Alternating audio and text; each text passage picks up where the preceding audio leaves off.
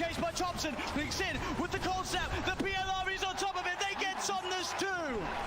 As OG, they have to expend 3 buybacks, but they hold on to the top racks. Somnus now down for 2 minutes. No buyback available on this Bloodseeker. Yeah, he's 400 gold short of it. It's up in about 8 seconds. OG, they have to make so much happen here. They have to push out all their lanes. 2 of the side lanes are already going, but I think trying to get some kills here, like on FY here, would be very ideal. I mean, look how close the Brew is at 25. So close. With that primal split cooldown. Oh, Thompson, he sees it FY. He's used the snowball, he turns with the combo FY with the self-fuels, but OG, they've surrounded him. Seb jumps in with the call, the blade mail, FY's gone. Instant buyback from FY. Still that scary, scary time for LGD. 75 seconds without Somnus. OG have the full 5-man pushing in all 3 lanes at the same time as they approach LGD's base. I don't even know if I give a head for this team fight. The LGD are big goal, but no Bloodseeker with 60 seconds. This could be disastrous. He's got a full BKB on Seb as well. Chalice really wants to hit level 25 before he pops that primal split. So close. Just got to be careful, Seb. Looking for that blink initiation. Chalice is stepping back. Grabs, they give him the tome. He needed like 5 experience, and they gave him the tome just to make sure that he gets it anyway. Just playing as safe as possible here. Looks like OG don't feel that the window is big enough for them to push in whilst this Bloodseeker's still dead. They'll back away. They can't count. They bought back 3 heroes. They weren't able to get any T3s, and there's no Roshan up yet. Big Daddy No-Tail's praying for a Roche right now so they can get that refresher, but it's not going to be out. And maybe will dodge a bullet.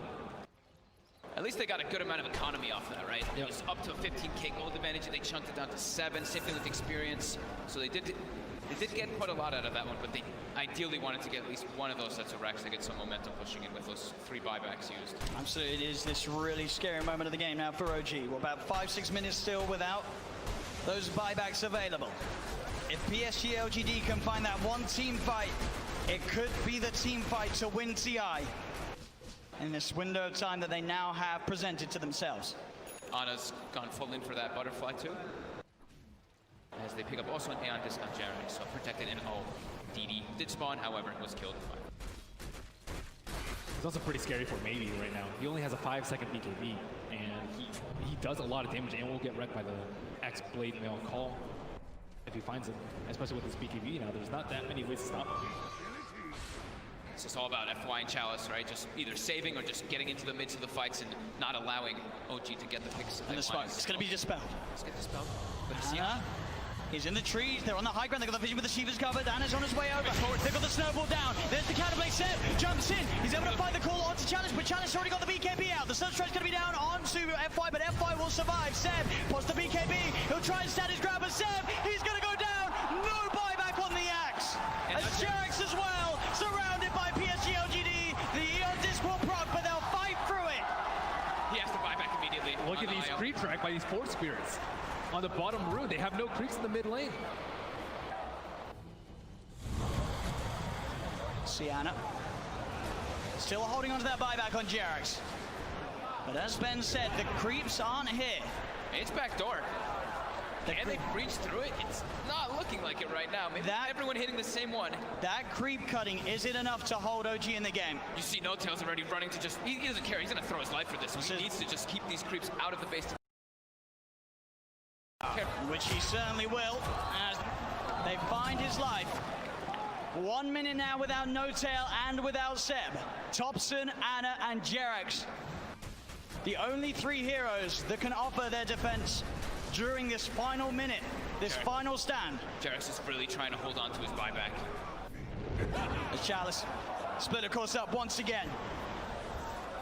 They're finishing off this second set of racks. He's got the Cyclone holding Anna up in the skies. As this rack's on the top lane will fall, the melee rack's gone. PSG LGD playing this carefully.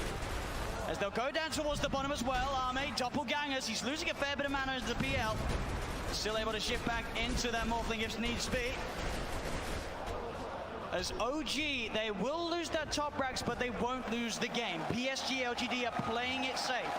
They know how close they are to victory, and they will not throw it away. And they know that the Roche is probably respawning pretty soon, and it actually is up, so that is that refresher shard. They already have pretty much infinite primal splits up anyway, but they feel very confident here. They weren't able to de-ward that ward in the mid lane, so it looks like they are going for a Roche fake out. Check. Anna is on top of X-Nova. The Ghost Step's going to the other set. Oh, he's in. The call, the MP, the cannon, and F4 is in. He's able to get the save off in time to keep this man alive. But he's got it off. Chalice is down. Buyback from X-Nova and Chalice. FY with the Invis. Somnus looking to get involved. Pods the BKB to get over the ice wall. They get on top of Seb. Seb's in trouble. Seb's gone. The axe down once again for 90 seconds. There's now FY giving them the vision, but they see him. Got the doppelganger to jump away from the snowball. The snowball over to Thompson. The self-fuels. FY trying to buy time for the rest of LGD to come in. Again, up into the air.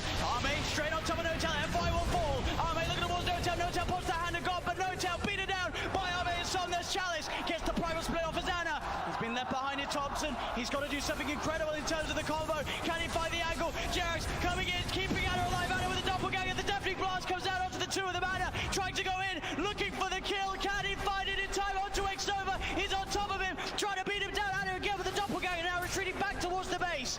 As X-Nova will survive. Jerax back in, the combo, meatball down onto Chalice, but Chalice is so tanky. Boss the Shiva's gone, he's on top of Jerax. Jerax is gone. Anna as well. Can he really fight back against the Somnus, and X-Nova are so low? As the buyback for Jerax comes in, he's healing Anna back up. That buyback could set them up for the kill on X-Nova. The cold snap down onto the Enchanter, they find him. Arme, he's out of Anna. He's starting to shift into the strength, but he's surrounded. OG, can they find the block? They can! OG are still in the game. Arme buys back immediately. But now it's PSG LGD's turn to be without two of their supports. Seb's going to be back up in 8 seconds. Oh my god, that buyback from Jerax onto that shrine, being able to save Anna, but Anna also toying with him with that doppel. He sent the illusion, they thought that was the real one. They actually couldn't finish him off, and then they got the vision of him for a second. With a level 25 talent on the doppelganger. Can he find Somnus? He's hunting. Somnus, he's there, Seb. You'll see him. Thompson get the call though, and now Seb. He'll be ruptured. They're looking at him, but Anna, he's straight in on top of Somnus. Somnus puts the BKB. Anna again with the doppelganger. They see Cataclysm coming out. And Somnus still alive. Anna will be able to force him away. They've got the hex. They've got the control. They're on top of him. Can they kill him in time? They can. Chalice got for 2 minutes. And Seb, he's finding, looking for Arme. Big Daddy Notel gets the penitence out. Only onto the illusion though. Arme able to waveform up to the high ground. As Arme should be fine here. Thompson's got the ghost, so he's got hex maybe up soon too. Oh, the doppelganger Arme's over the trees. Can he hide his way out of this?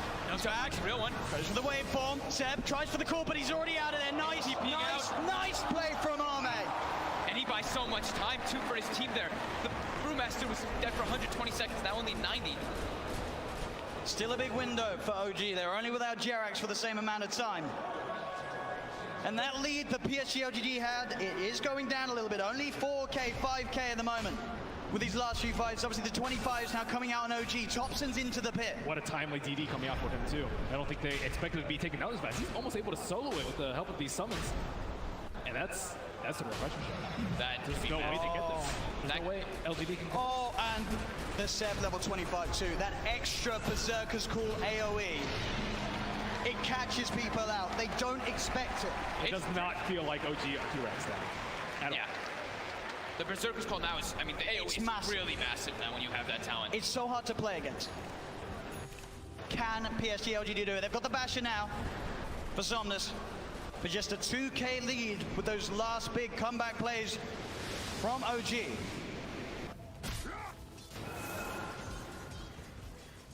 Still 30 seconds without Chalice. Double hex coming out now. Thompson and these 5-second BKBs. Yeah, I mean, they were crushing with their Being spotted out. He's got the vision. They're on top of him. Thompson, he's in trouble. The nullify comes out, but he got the ghost walk off as well as the hex in time. Now, Somnus turns up. The blood runs down. Thompson! He's dead for 100.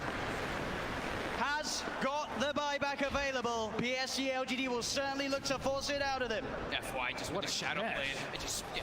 As soon as they split up, he finds the perfect opportunity there on Thompson.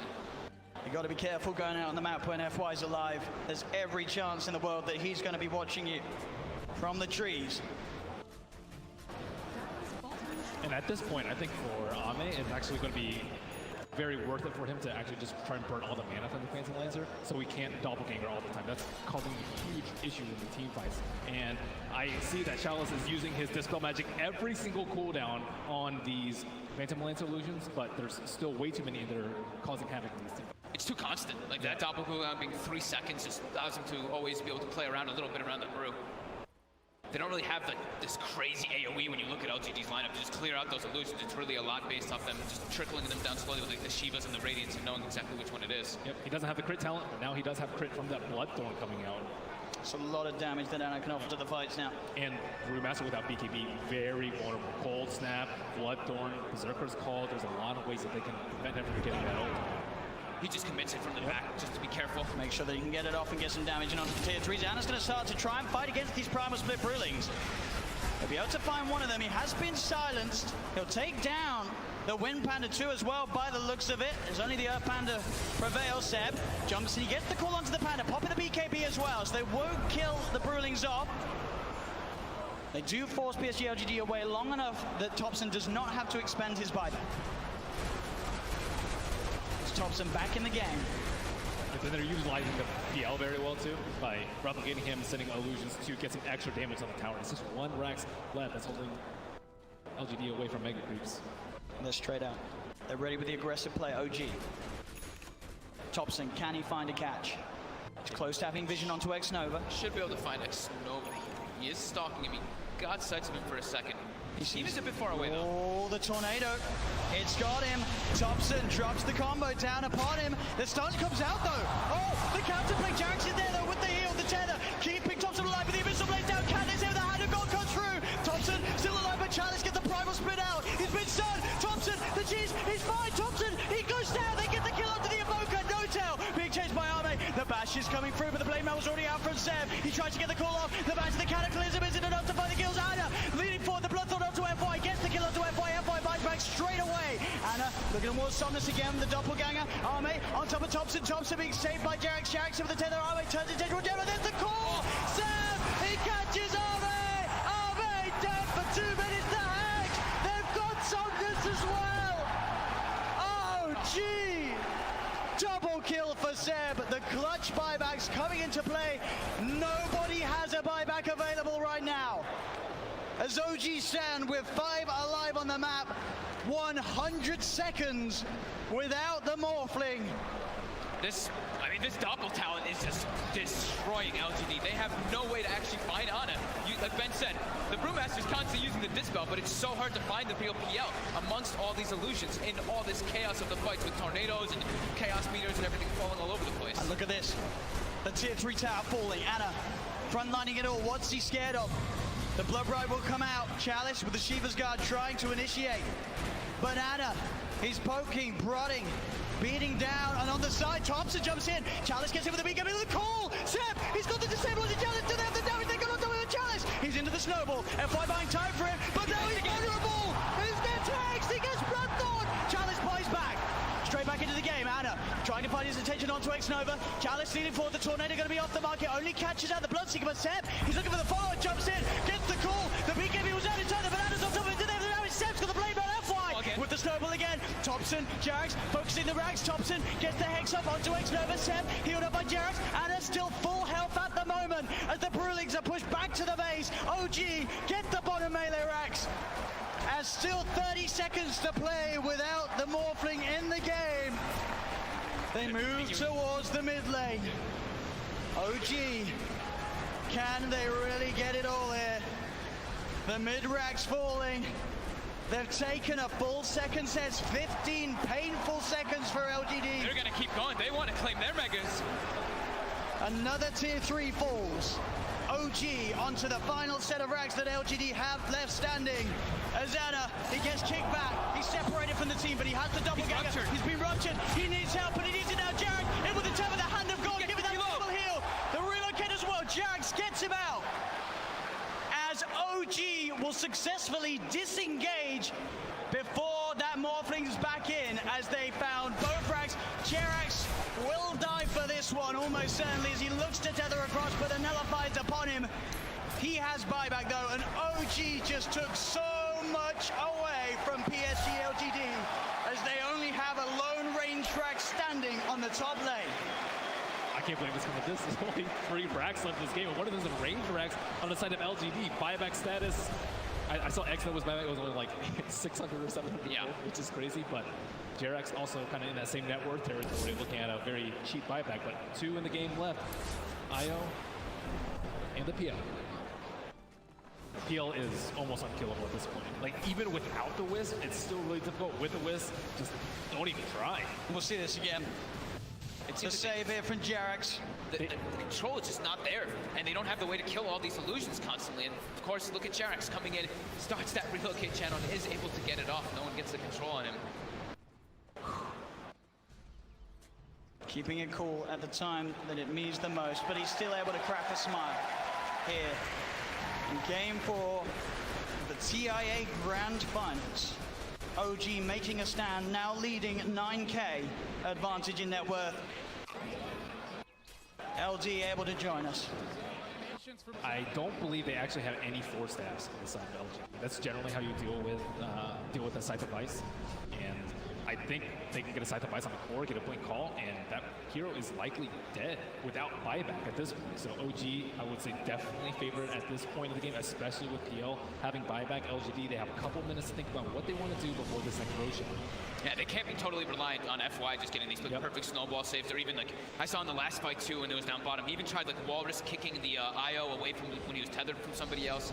They need to find some other ways to be able to save, in particular that Brewmaster, who is just time and time again is the most important hero, it does seem, for LGD. Yeah, I'm not exactly sure what they do with the BKB call. The snowball is the only thing, but they have Bloodthorns, they have Scythe of Ice for the Tusk, they have a lot of things available. Maybe Aeon Disc perhaps for Brewmaster. I'm not exactly sure what the best way for him to deal with it is. It looks like he is going for an Octarine perhaps for almost permanent. The sentry's down there. They see Thompson, but Thompson, he's already quick with the play. The Tornado into EMP, Cold Snap as well, they've got the Hex, but there won't be any further jumping. They just poke at Armor. They're trying to make space.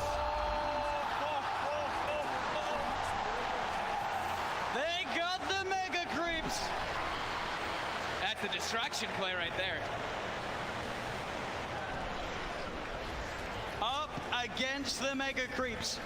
PSG LGD, it's what stands between them and the championship title here in Game 4. And they got it right before that wave, before that 59-minute mark too, so we already have the Mega Creep wave coming in, that momentum pushing onto LGD's side. And you look at their lineup, can PSG LGD's heroes deal with the Mega Creeps? It's hard. They don't really have that sort of incredible D-push or AoE sort of hard hitters to deal with it. That's kind of what they've been lacking in a lot of this game, right? That's what we've been talking about with the illusions with the PL. They've got ways to find them if it's, or ways to kill them if they find the exact one, but as for doing that, it's very tough when they don't have just the Dispel from Chalice. And he does too much damage to ignore at this point with the Bloodthorn. And on top of that, Roshan is going to respawn in about 1 minute's time. LGD, I think their buybacks are going to cool down around that time, but I just don't think they can withstand this onslaught. They really want to be able to prevent this Roshan. It's super obvious when there's Mega Creeps. With Mega Creeps, that's the luxury that you have. You can just wait a couple of seconds. You know, the creeps will be hitting at your T4s if you wait. As Ana commits forward. Has no boots, but a full Eye of Scotty. 3,800 health now on this PL, who hasn't been dying for a very long time.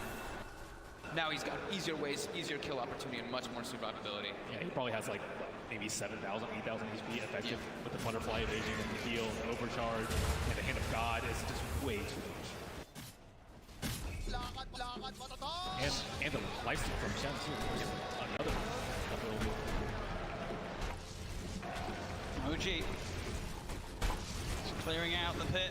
5 seconds Radiant remaining. Team very, back. very soon to be spawning. Roshan and PSG LGD are well aware. Radiant team back. Team back. Right? Goes, give him this mid hero. And Chris Luck is, yeah, Chris Luck goes, yeah, sure, I can play. Chris Luck will literally go with whatever. They know that there's some heroes that he's okay with, but he will literally go with whatever. So the carry is the boss. I think they actually resent to the position 5 a lot, but the carry is the guy who resents. It's very similar to Virtus Pro. The Ramses had a lot of... I need this hero in the game so I can farm. Exactly, yes. I am the win condition. He is about a slave. And Chris Luck is like, yeah, I'm a slave. Yeah, I'll do whatever you say. Which is why it's interesting. Geek Fam is a bit different in that sense. I agree with you. Carl definitely asked for Dire certain. team ban. I think if I'm Geek Fam, I would pick my mid hero last. Even though my win condition is the carry. I would just pick the carry early, whatever. So and Carl wins lanes. He creates. yeah, he does so much in the game. Oh, Rubik. Look at that DK4 band. They're afraid. First pick Shaker, man. Radiant They're team banning. ban. It's so obvious they ban Rubik and Clockwork. Yep, I agree. So you should ban Earthshaker as Geek. Unless it's all a lie. It could also be an Enigma. Okay, fine.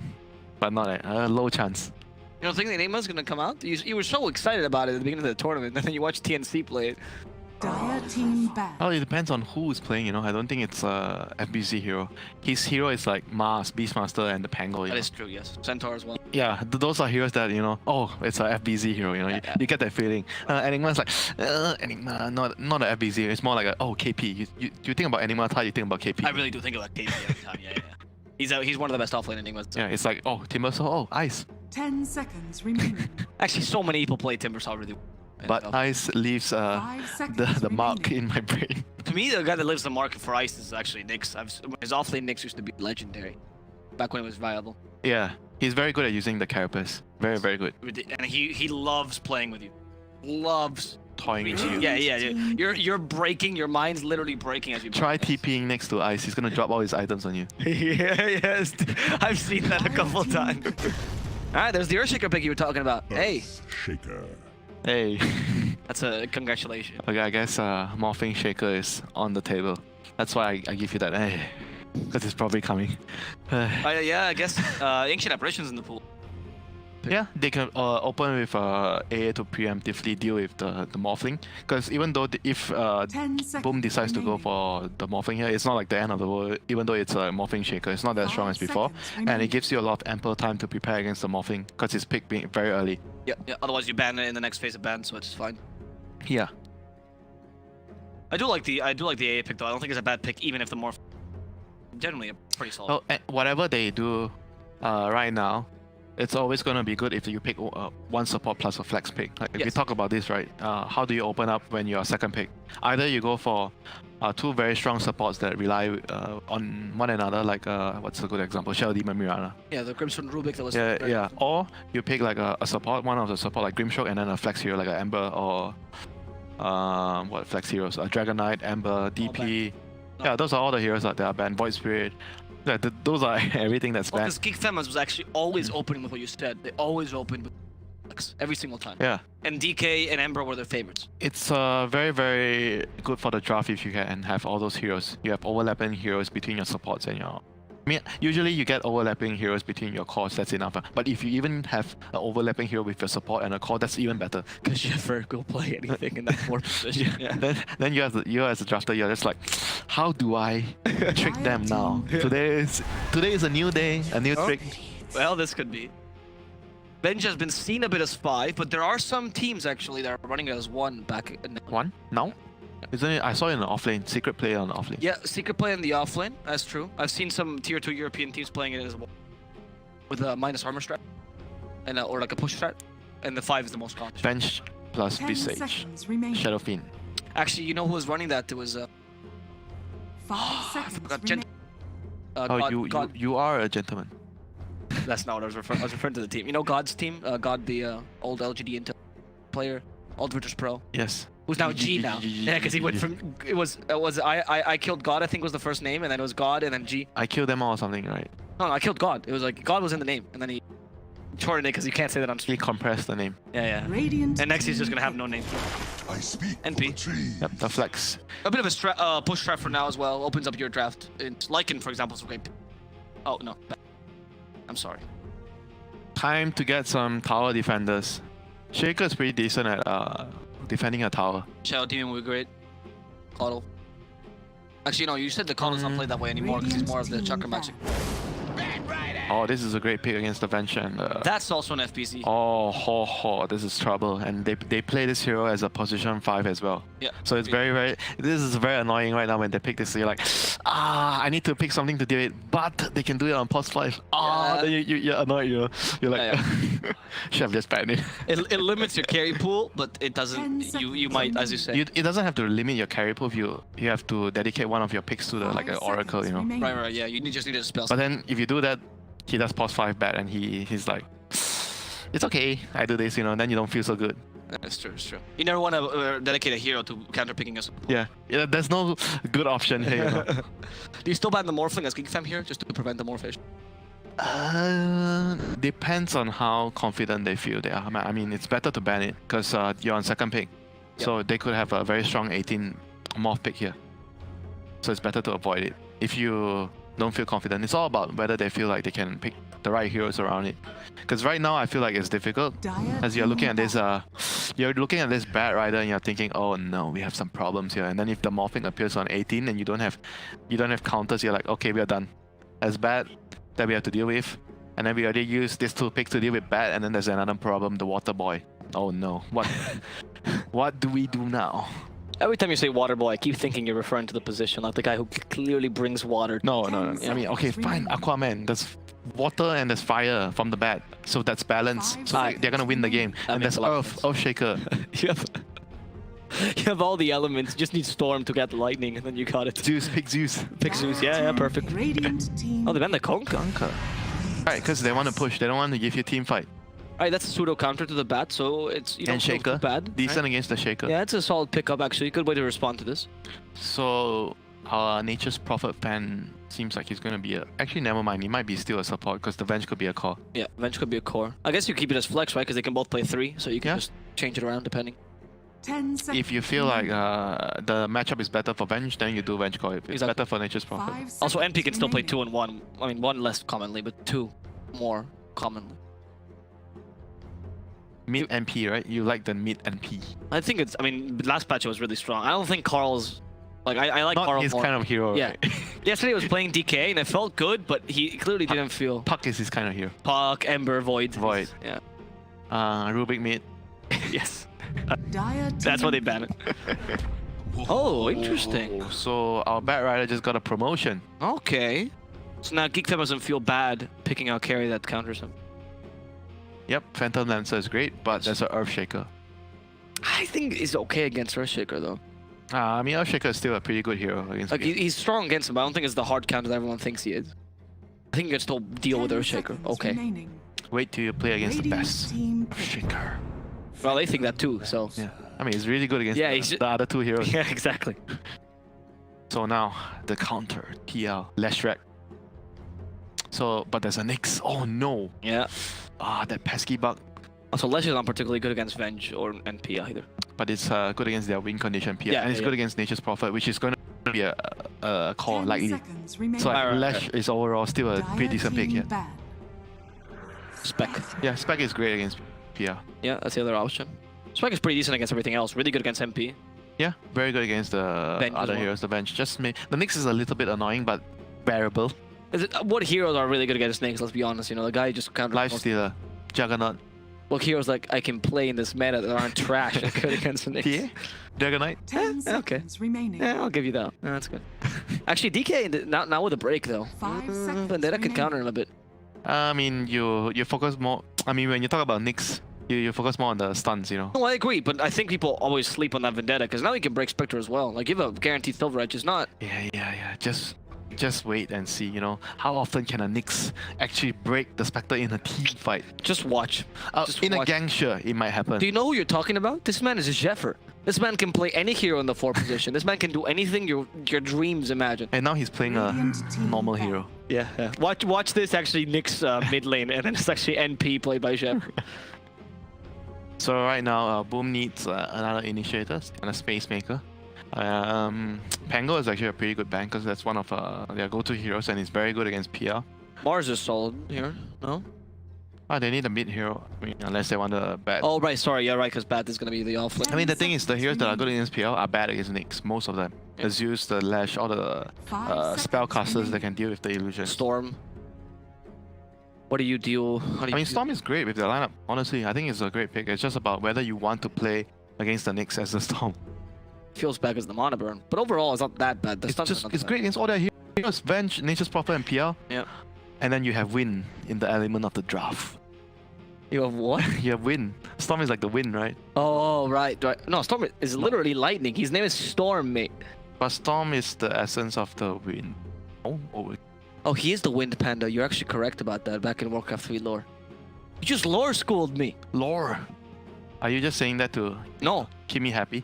No, actually, that's true. You were on point. Usually, I try to throw you under the bus. Spectre Storm is a classic combo. It is a very solid combo, I agree. Yeah.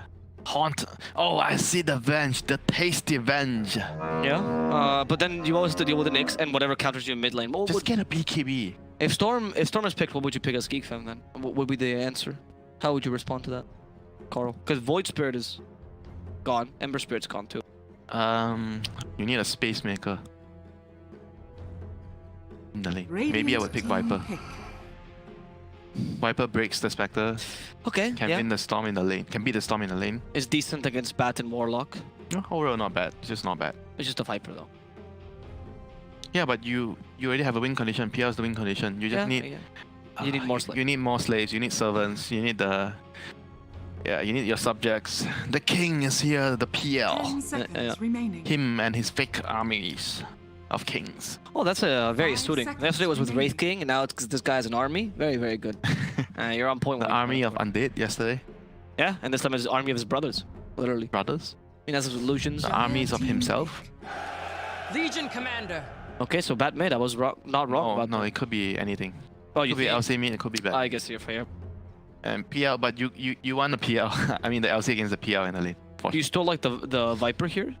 Anything that beats the bat in the lane and could be Viper's useful. okay against Bat. Yeah. Suffered. But I'm not sure if you might die if you get... Because you're gonna get sticky a lot. Yes, So it yes, might be yes. annoying. Because Viper doesn't know the spell. Five you're Oh, right. just pick Puck. remaining. Go. Actually, Puck is not bad. Fits the lineup. Need someone that can do some spell damage, some magic damage, can initiate, can make space for the PL. And that's not vulnerable to the Spectre. And it's a Carl hero. No, whoa, they're going... Oh, this is very greedy. Yeah, I was Wait, what? thinking... OD against Bat? Doesn't Bat beat... I remember Bat beats OD in the lane. Yeah, I thought so too. I guess because the Astral stops the Bat from running at you. Idea behind it. You have No, you NP get to Flame roll, Break. You get Flame Break, you don't get Firefly. You think you get Firefly against OD? No! And you just Astral yourself. And you avoid the Flame Break. Then, I guess because haha. your fingers are and so then, slow. And then it doesn't dispel the napalm, then haha, I'm next to you. And another stack when you come out. Actually, here's a good point. What is the dispel? Do you know the dispel? No, it's not enough time for sure. No, that's not about enough time. I want to see if it's possible with... You mean Astro is a dispel? Oh. No. I'm asking if how long does it take for sticky napalm charges? More than Astro. I know it's more than Astral, but can you do it around? Can you play You around? wait for it. You wait for 1 or 2 seconds, then you Astro yourself. It's 8 seconds. 8 Yeah, seconds. Never. I mean, not never say never, but it's hard. You have been quoting this Justin Bieber movie every single day. It's so odd. Can we get the odds here of the game? It's Boom Esports as a Geek fan. People are supporting Geek fan a bit more, which means people think I'm right. So I'm just going to take that with me. Thank you for the It support. should be nearer. What? It should be nearer the odds. It should be Closer. near odds. Anyway, we also have the MVP vote. Remember, guys, that you guys have a right to vote for your MVP. A right to vote. You have a right to vote for your MVP. You guys get to decide who gets a brand new Mercedes-Benz. Please do. Please go to the MVP site and vote for your favorite player. And if that's not enough to convince you, here's a trailer to literally show you the importance of your vote.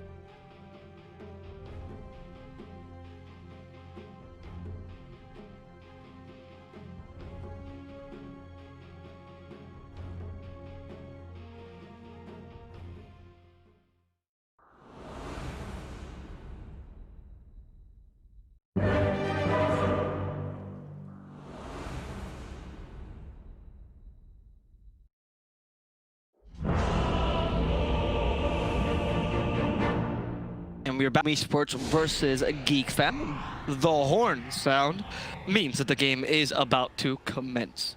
Winter, who are you supporting after seeing these drafts? Let's look at the ease of execution. Who has the easier draft? Which one look easy? Radiant. Clear win condition. Dyer has a very greedy lineup. OD. I support Radiant too, actually. How can you just follow me? What? How can you just follow me? I thought you said Geek was gonna win. I thought so, but then I saw the OD mid pick. I think I agree with you. I think it's way too greedy. I don't like that. But here, okay, I was calculating this. So if you do sticky napalm, right, 3-second cooldown between, right? It means You're still on to It means you have 2 chances, right? You have if you miss the first sticky napalm, that's you're screwed. But you have another chance to put it afterwards, right? So if you Astral, if you wait like 2 seconds and you Astral right as the sticky napalm hits, you can evade the sticky napalm and pretty much dispel it. Feed the tree. But then you Astro yourself. 30 seconds. There goes your last hits. Why do you even want to put yourself under? Why? That's a very good put. I want last hits, mate. Yep. You Astral yourself next to the creep wave. And then, whoa, TP ganked. Yes, it's true. You're right. This late is. I mean, It should be hard, but I don't know. You know, Winter will reserve his judgment. I can say it. as usual. Yeah. Wait till 10 minutes in, and then you can flame Carl. I think it's greedy regardless of the lane, to be honest, though. I don't know why you would pick an OD. I agree with you. When you play PL, he's your sole win condition. He literally solos the enemy team once he gets enough farm. Maybe they feel like the PL cannot carry the game because there's a Spectre. So they wanted to pick a hero that's good. Oh, for security in the late game. Maybe. And they feel like they can get away. Because part of the thing when we always mention, oh, this team is greedy, that team is greedy, but we also have to talk about, can they get away with the greed? That's part of being greedy. Whether you think you can get away, they're not like just saying, you know, oh, okay, we're just gonna pick this hero because we are a greedy team. No, they obviously think that they can get away with the greed. There must be some reasoning behind the greed that they're going for this game. And Boom is relatively. Can we see the last hit, by the way? Boom is relatively slow as a Why line. do you want to see the last hits? First wave. Oh, he denied the range creep. Well done. Do you want to be the hype caster for this? I think you would do a better job. I just think that the lineup for Boom is. I mean, the thing is, Batter mid is a really quick pick though. He doesn't bring the push to the table. He can really poke you. The thing is, like, I feel like he's still gonna do his job, beating the OD in the lane. I think if he can do that, even though he gets countered by the Nyx later and there's a Venge to swap to break the lasso, he will still do a lot in the game. Well, because you talked about how his different roles change the way you play the hero, right? And Batter and mid is more about the damage and the lasso itself. Yeah, the cancel lasso is like whatever, you know, like, oh. Okay, he went for level 1 Spirit Lance, which is clearly... He is gone. He's a it's goner. not really helping him out. Pointing to the fate. What?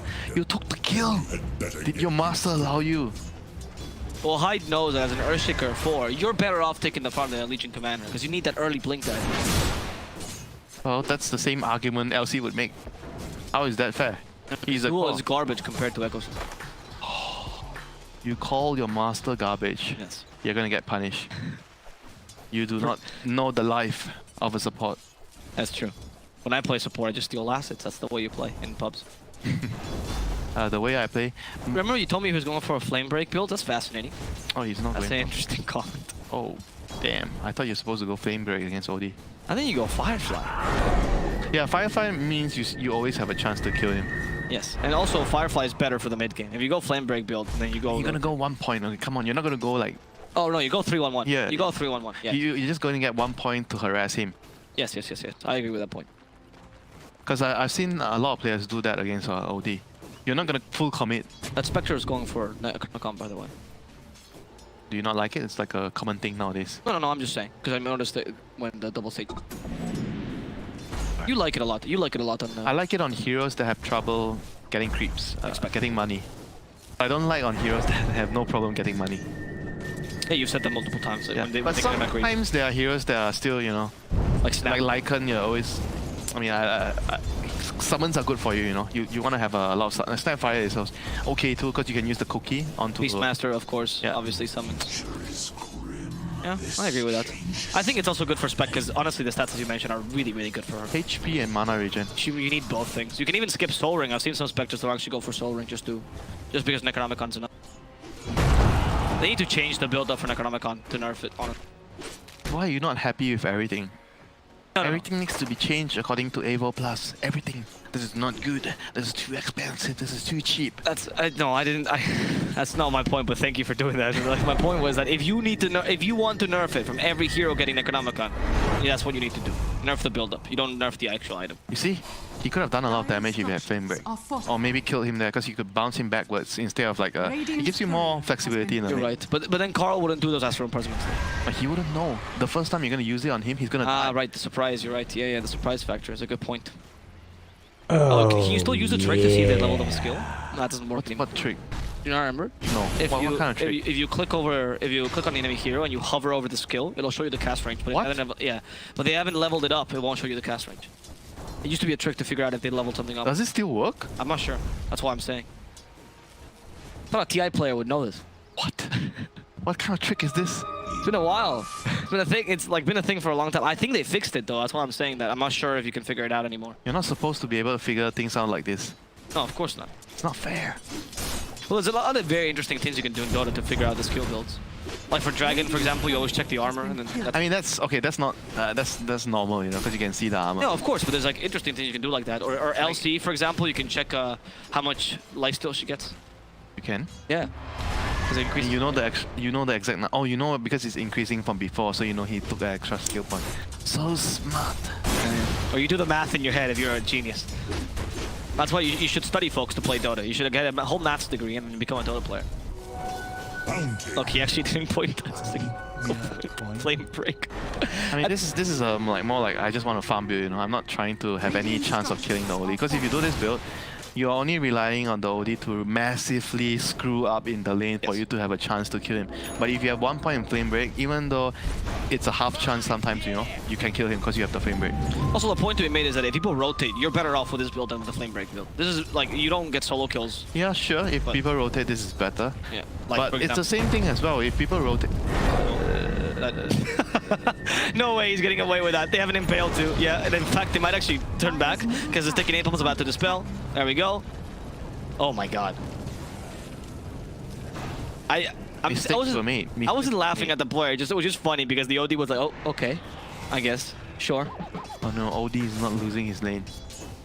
So the predicament of the game is changing. Like the outcome of the game will be heavily affected by this because I was anticipating the bat to win the lane. But looking at the other lane, Spectre is more or less is even against the Nature's Power. That's great for Spectre, but like I always said, Spectre, you care about your team winning their lanes so they can do stuff and then you can haunt to secure the kills. But LC is doing very well first off too. Yeah, so that's still great for the Spectre. FBZ will have to take a more protagonist role this game, at least in the beginning. What do you want? As LC? I think you're the front line this game because Bat Rider is like the annoying bugger that doesn't want to show himself in the front line. He's just like, sticky napalm, I'm hiding. Sticky napalm, hide. So the LC needs to take all the attention in front. You think that Bat Rider can't play that role when you're mid? I think you can make it enough items. The Bat Rider? You can, but because there's too many counters, I feel, so it's hard. Like the Nick is very annoying. You don't really want to do that. You kinda, swap Nick's Astro. Yeah, I think you kind of want to like. What's the build? I don't even know if you want to go Blink this game. I feel like you probably have to go like maybe some stat item, some HP item, and then you go BKB. Because then you can run in as a front. Then you can be the front line. You run in, you're the annoying distraction in front, and the Spectre can look at how he wants to haunt to get into the fight, or even the Shaker can look how he can cast a good Echo Slam in the fights. Right, something like maybe Heaven's Halberd first, and then go into the BKB. I'm not sure about Heaven's Halberd, but something along those lines. Anything that can give you like survivability, HP. I particularly love the Heavens against OD. It stops him from doing damage for quite a while. I mean, yeah, it's just a weird item on the Bat Rider. Oh, sorry, I think you meant the Legion. Oh, right, I see your point. Actually, Bat Rider just got a free kill there. Astral? Can he dispel the sticky napalms? It might just be enough. There's the Impale. No, it's not enough. Overwhelming Odds actually kills him because they were too close by. Yep, FBZ is here. And a hide. Okay, well, that duel as well. Give me my damage. The MP. Cuckoo, a bit too hasty, thinking he could get the kill against the Earthshaker, and instead, he gives some more gold to the LC. They didn't win the duel, did they? No. I mean, this is the thing why OD is not very comfortable against the bat, because the bat can always kill you, and every time you use the Astro on the creeps, there's always a chance you might die. Yes, especially with the supports nearby. Like, yeah. It's just easy. There's a lot of risks, you know. Yeah. I mean, I understand that the bat doesn't like to play against the Astro later, because when you lasso someone, he can always Astro, so he forces you to always Astro him, and now there's a bench. So this game, the Bat Rider's lasso kind of feels like it's probably not going to do a lot in the team fight because there's too many counters, but I feel like with the right itemization, he can still be the front line and just do damage. Because the win condition is the Spectre. As long as he can create that distraction that will allow the Spectre to do her thing in the fights. Oh, okay, just kill Necronomicon. That's actually really good. She's so fat though. Oh, did she deny with the other Necronomicon? Yeah, on point. Well played. That's really well played actually, because that's a lot of early gold for the MP or for the Nick. So, okay. OD though just comes back and farms the lane again, right? So it's the thing that you can't really... Yeah, because you have Pia and OD, you have 2 farming cores, so the other 3 have to be doing a lot of overtime work, you know. And there's only so much you can do overtime. And here comes the Bear Rider with the lasso soon. Oh, the bait! But where is the flame break? No. No flame break, so I have to jungle. At this point, you should get 1 point in flame. Nah, now you don't even bother now, because you just want to go jungle with your Firefly. Right. If you don't get it for the lane, you don't get it at all. Are there any stacks made? Not sure. But outposts. The battle of the outposts. Cool. Again, a bit too aggressive with his plays and gets punished for it. Well, being too aggressive and cool. Name a more iconic duo? Yeah. That's the name you were going. And Cuckoo sometimes tones down though. It's interesting because he's one of the aggressive plays I've seen. Yeah, nowadays he's stop halfway through the Nowadays he's toned down a lot more because he's the captain, you know. You need to show a good example as a captain. You don't want to be dying for kills as a captain. Yeah, that makes sense.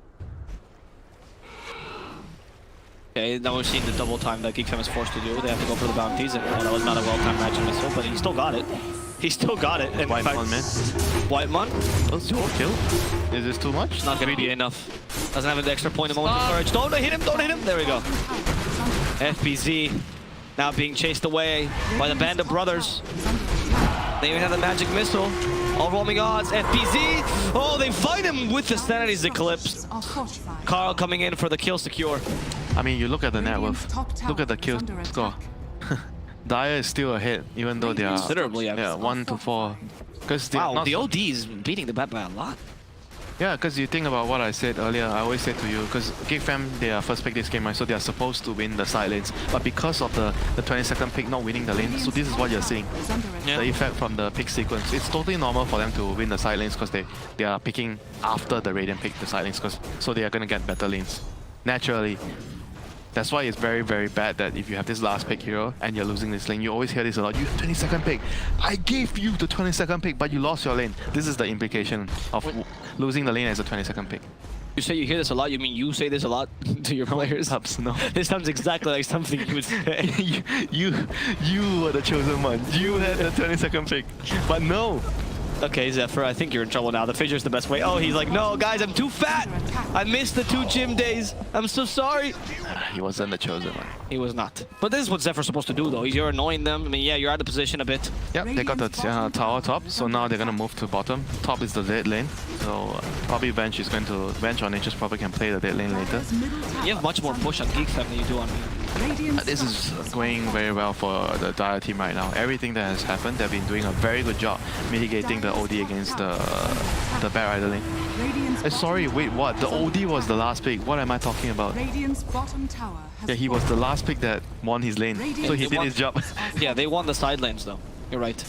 They won the side lanes. They were the last. They were supposed to lose the side lanes, but they won the side lanes. Yeah. Well, DLC finished off the next. That's a good duel at least. So turn damage going. Oh yeah, FBZ. But they still have like a Spectre against PR, like call-to-call matchup. That's still a very, very good matchup. Yeah, but isn't the OD, doesn't it balance considerably? Yeah, but the same goes for the Spectre's teammate. They're supposed to take care of the OD later. They have the Rock, they have Lasso, they have the Duel. They have a lot of single target heavy lockdown against the... Yeah, sure, you have the swap, you have the, the stuns from the Nyx and everything. But as long as the OD is not hitting and right-clicking the Spectre in the fights, you have to sacrifice all your heroes to do that, and Spectre can win the fight for you. You go ahead, you do it. They are just collateral damage. Spectre is the king that has no mercy. Sure, I can see that. But in this argument though, wouldn't Geek Fam try to make it so that PL has to fight against all the other stupid supports and then it's OD versus Spectre? Yeah, same. So there's just to see who can get the right matchups in the fight, right? The PR is looking to kill or murder the Warlock and the Warlock. Sure. Yeah, these are the 2 people that they want to murder. That's why the LC has to protect them with the Dispel, or you get like a Pipe. Actually, maybe not. Pipe is not good this game. No, Vlad's actually, I would say, or Crimson Guard even. No, I think he needs to go Blink right away. Yeah, Blink first, but don't you think Crimson Guard later is going to help against the PL's damage? No, I think he needs to buy BKB after the Blink, because there's too many annoying stuff that can disable him. Nice try. Okay. He needs to be a frontline that can be a threat, because sometimes being a frontline doesn't just mean that you can be this fat hero with a lot of HP, but you don't do damage and you're not a threat at all. What would be a good example? Underlord or Tide sometimes. You're just there in front. Tide is a creep. Yeah, you don't you don't do a lot of damage, but you're just there. Nobody wants to touch you, but you are not forcing anyone to touch you. That's why you see all these tanks. What do they build? Radiance. Because then he's standing in front and he's doing damage. Then you can't say, oh, I'm gonna ignore this guy. No, now you feel like you're dying to this guy. That's why Abaddon stopped getting played, because he was not a good frontliner because he didn't do anything, and then you just kind of ignored him for a while. Among other reasons. And Radiance is not the. I feel like he's not. It's not a very good item right now because the game is way too like the build up. There's no build up. Like literally, there's no build up. Yeah, for like a solid 20 minutes, you have nothing, and then you suddenly are useful for a while. That's why you only see it once in a while. It's very rarely you see people build Radiance nowadays. It's really only on the heroes that really like it, like Spectre. Okay, this could be really good. Look at that break. Look at that amazing break. Oh, amazing, amazing. No, but he actually squashed him with a fissure and the enchant totem. Can they catch him? Yeah, PL's here. Thank you for setting this up for me, servant. I will take this meal now to my room.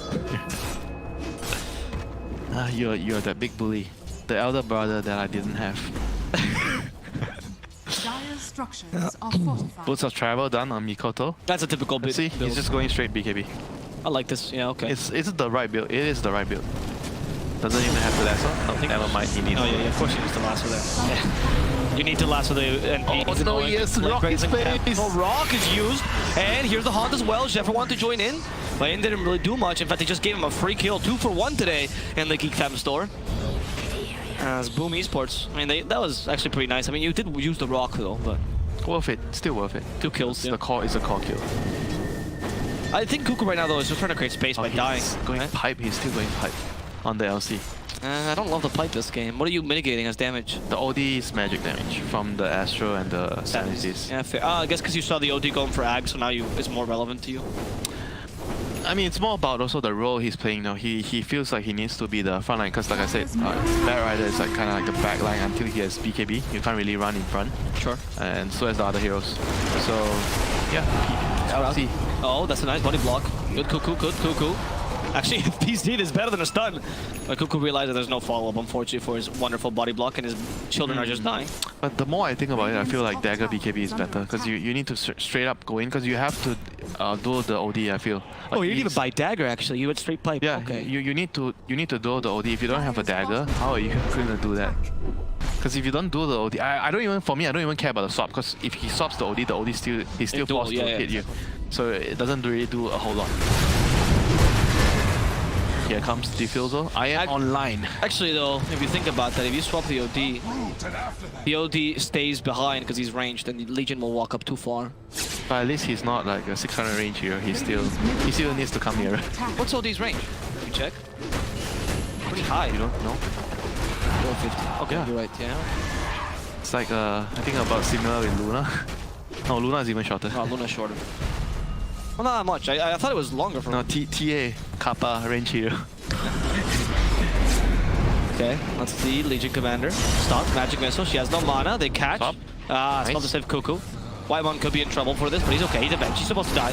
Overwhelming odds. Destroys him. In comes the Nyx, trying to gain some space. Astro puts him to save him. Nice. That was a great Astro, because now they're forced to stay back for Zephyr. Otherwise, he would stop them. Really, really good, Carl. I mean, this is the downside of having this, like, even though they had a lead early, but you see, right, what's happening the last couple of minutes. I mean, your lineup is just... The Radiant, yeah, Radiant, even though they lost the lane, I mean, I wouldn't say they lost, but they got off they lost a little worse. A 2k lead for Geek Fam early, I think it's fair to say they lost the lane. It's not by a lot. It's not by a lot, but they lost. But they still, it still says they lost of the laning phase. But overall, they're still able to do stuff because they have a more balanced lineup. That's why I mentioned earlier, I like their lineup more because it's easier to play. It's easier to execute. You see here, Dire is going for this like tower, this bait. This tower with 50 HP, 100 HP, it's a bait. They can't even go for it because they don't have enough items on the PL and the OD yet. I gotta say though, Zephyr was crucial there. I mean, Radiant took this fight without Rock. And it says a lot about the lineup, how strong you are at this point. Yeah. Okay, they're going again. Still want they can kill the Rock. No, the tower. I want the tower. Actually, the children might be able to do it. Go, my children. Wow, then he just proper what? Kuku's just thinking, he wants to take a tower, it's worth for Kuku. No way that's worth. No way that's worth. You don't think so? Did he get the tower? He took the tower. Still not worth. You don't think so? You're not a support. Yeah, but you're an off. I mean, still a lot of experience and goal, and you're ruining your own game. Tower is under attack. Yeah, but Kuku has been playing that kind of play. I think Kuku understands that he is the ultimate slave right now because he has 2 masters. You're still a Nature's Prophet. If you want to be a slave, be something else, not Nature's Prophet. Nature's Prophet is not a good slave. You need items. Yeah. You're an expensive slave. You need items. I mean, I don't know. I personally don't. It feels like maybe mathematically it was okay, but I feel like as a core player, still doing this, even though you are not the win condition, I don't feel so good about it. Yeah, I can see that. I mean, You're giving away a lot of experience to the enemy team as well. there's a certain desperation that they feel because they know they have to elongate this game. So taking these towers might lead to that, right? And they just open up the map for themselves. But why are they desperate? It's not like Radiant has a huge advantage right now. Because they understand their draft is incredibly greedy, though. So better to... But wouldn't you say that then dying speeds up the enemy's team tempo faster so that you can't be that greedy? Good point. Because you're feeding away experience. But the counter argument will be that shoving the lanes would be. But he wasn't shoving the lanes. The lane was already shoved up. I guess he just wanted. He just wanted the tower. The tower. The tower gold. Yeah, yeah. Maybe there was a bit of greed there. A bit. A bit of greed. A bit. You see 3 heroes there, and then you run up the last in the tower. That's a bit of greed. So I wonder what's greedy for you. Radiant are scanning. Fair point. Fair point. I'm trying to downplay what we just saw. I think there was an idea behind it because of his lineup. He's just trying to be a good teammate. Radiance is almost completed under Mochel, but it's... I mean, I guess Necrodamian's actually pretty good timing, but OD and PL, especially PL, are really farmed right now. Yeah. PL is actually doing a really good job of farming. Right? Well, it's Raven. I don't know why. His team is doing a good job of creating space for him. Yes. They're making a lot of space for him. Always acknowledge your support's job in front of Winter. What? Oh, they saw this. Oh no, that was the Rapid Major. Never mind. Sorry. So what? No what? Radiant doesn't know this is happening. Nope. They have Rock. If they know, they're gonna want to fight. Look at what are they doing? Oh, they might know. They might know. Warlock's not here. Look at Warlock's so far away. But FPZ. Warlock. Hello. Oh, the echo. No! Wasted, and the Fissure puts him in a bad position. And I mean them as Esports. No. Yeah, they have the high ground. Do not run up the high ground. Do not run up the high ground. No, Dreamocell learned his lesson. You can't go up that far. Dreamocell, they see him. Can they stop this TP? Zephyr goes back, realizes it's not a good idea. It wasn't that bad in the end. They didn't lose anyone, but they had to use... You lost Haunt and Neko. But they still have Rock. They can still fight if Dire wants to go. Rock and Lasso and Duel. Yeah, you can definitely fight, I agree. But if you don't lasso the OD, Astra will cancel you immediately. Remember that now you don't pull back anymore. I mean, you have to lasso the OD, you have to lasso the benches, but the lasso is like whatever. If you get a good lasso, yeah, it's a bonus. It's more about like him running in and BKB and do damage. Yeah, a fair amount of save on Geek Fam, honestly. You have to catch the OD with something. Doesn't matter what you do, but you have to stop him from being able to Astro everything. Yeah, communication. Yeah. If I lasso the OD, please, for the love of God, do the bench. If I lasso the bench, please do the OD. They heard the cons of the Rock. That's a this. You know, he's shot because there's a sentry nearby. The Shadow Amulet is not that good. It's not that good. Really good Fissure, but the PL is just too slim, you know? He's a cat. He can get in anywhere. Oh no, break. Break. No, he dispelled it with a press the attack. No, you don't dispel break. And you can. You can't dispel Silver Edge break. You can dispel it. Oh, it's not the same? Yeah, it's not the same. What? I feel like these last 2 days I've just been teaching you how to play Dota. I mean, I don't know what it is. Isn't that the same thing as a break? No, Silver Edge break is undispellable, Vendetta break is dispellable. It's not fair. Yep. In fact, yeah. Alright, life is not fair. Life is not fair, yeah. Exactly. That's not fair. So we're gonna see now the odds of this. GG.BET odds here can be seen. Boom Esports and Geek Fam. And people are trusting Geek Fam even more. By the way, on the Nyx, when it says cannot be dispelled, it means the Vendetta buff cannot be dispelled, not a debuff. That's why it says. I can trust me. Look it up. Anyway, OD, FPZ, gonna be in trouble. There's a duel. Okay, they find the OD. This is really good. And the swap, saving it a bit, but OD doesn't have enough HP to last. This Asper Quizzic, and he's just gaining time. He's just gaining time for his team to save him. Where is my team? Just Carl. He just drops all his spells before he dies. He didn't do any damage. Oh, did he miss? No, he hit 2 people. Didn't really do much. He did so little? Yeah, he doesn't have that much intelligence. He didn't steal that much intelligence yet. And he the charge. himself. And the charge as well. Yeah. I think he only got 3 charges from. So he didn't take that much mana, not intelligence. Okay, the Treants, Cuckoo. There's a Impale, but they avoid it. Really good maneuvers. And Cuckoo is now going to die because of this. The fight is over for the Spike Carpet is not good enough. Fragrant realizing his mistake. He's sure to believe in his team. And they have the lasso. Where's the swap to save you now? Vengeance too far away. This is what you get when you have 2 kings on the team. You have to swap the OD, you have to swap the PL. In the end, you can't swap everyone. And someone has to die. Oh, actually, everyone has to die. It's that story about the baby. You know, that old biblical story about the baby? That the king says the only fair fair way to decide who's the real mother is to just split the baby into two. You serious? Yeah, that's the real story. It was like a baby, they didn't know who it was, and both mothers claimed it. And so the king is like, well, we'll just split the baby in half, and you all get half. It's fair. Talking about claiming, the Radiant claims the Roshan here. This is our Roshan. This is our Roshan. PL, you do not run away. You do not escape. The fight was pretty much over when they got the OD. Like the moment the OD got jumped on, that's it. Like even though you have the Vance swap, like we mentioned earlier, but it doesn't allow you to get away because it's a duel, right? So it, like whatever, he still forced, actually not a duel, he swapped the lasso, but he was still very near in the fight. Until... Oh, that's a good duel. That's a really good duel. Even have Hunt as well. Where's the backup? There's no backup. Backup means free kill. No backup means free kill indeed. Look at where Radiant is playing right now. They're in the pocket because they have the advantage right now. They have the Aegis, so they are very, very strong. And then their team fight is like literally 10 times better than the enemy team. Yeah. And Geek.BET has to try to find ways of prolonging the game right now. I agree that maybe Geek.BET's lineup, they're lacking is a reliable offlaner. The MP is not the offlaner you want for this greedy draft. You need someone with a bit more team fight, right? I mean, MP can be that guy. It's not as effective, but you can still build like the pipe, all the support items. You know? But you're like the stuns or the team fight, like Legion Commander, for example, brings to the table. But they already have enough stuns from Nyx and Bench. I feel like it's more about like the having two kings in the on the board, you know, right now with the OD and the PR. Yeah. There's only room for one. Yeah. Fair enough.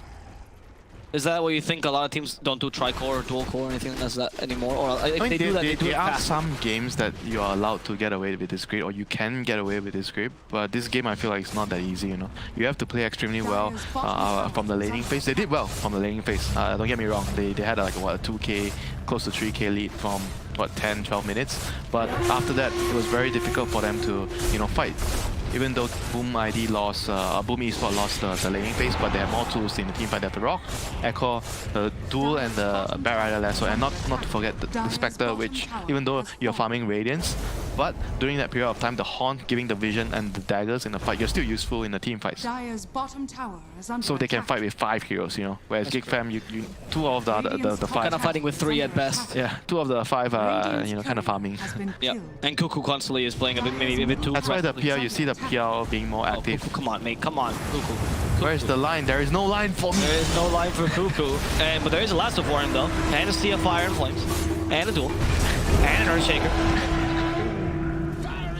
Everything. I think he's just like, because there's nowhere to farm, right? Because they have such a greedy lineup, so he has to try to take the farm that nobody wants to take. Yeah, the most dangerous one. But since now there's no reliable gold anymore, it's kind of difficult. Oh, Cuckoo. Oh. Or sorry, Carl. Take no chill. Just because the name starts with the same syllable, you call them the same. Dire's middle tower is Yes. under attack. It's also not the same syllable, the same letter, but his name is like K, so... Thank you, Winter. Dire's middle tower has fallen. Yo, The OD dying there in the middle lane wasn't too great either, because now they're just capable of literally diving you that easily. It was just a Spectre. She doesn't even have anything to slow you down, it's just the OD's too slow. Spectral Dagger. Oh, you're right, sorry. My bad, that's very Does true. that spell not slow? It does slow, I'm just an idiot.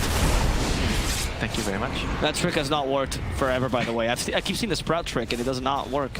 On the It's supposed tower? to hide your tower, yeah. It hides it from the Didn't they creeps. change it? So you, or no? I'm not sure. He has Aegis, my friend. Oh, Spike Carpus, and He turned off his forgot Radiance. Radiance. He turned off his Radiance. When he saw the Nyx, he turned it off. Oh, okay. Yeah, smart. But he still got hit at the beginning, though, by it. And another Spike Carpus, good. Radiance turned off. Remo Chill on point with those Radiances. Turn it on for the illusions, turned it off for the Spike Carpus. Quick fingers. Quick fingers.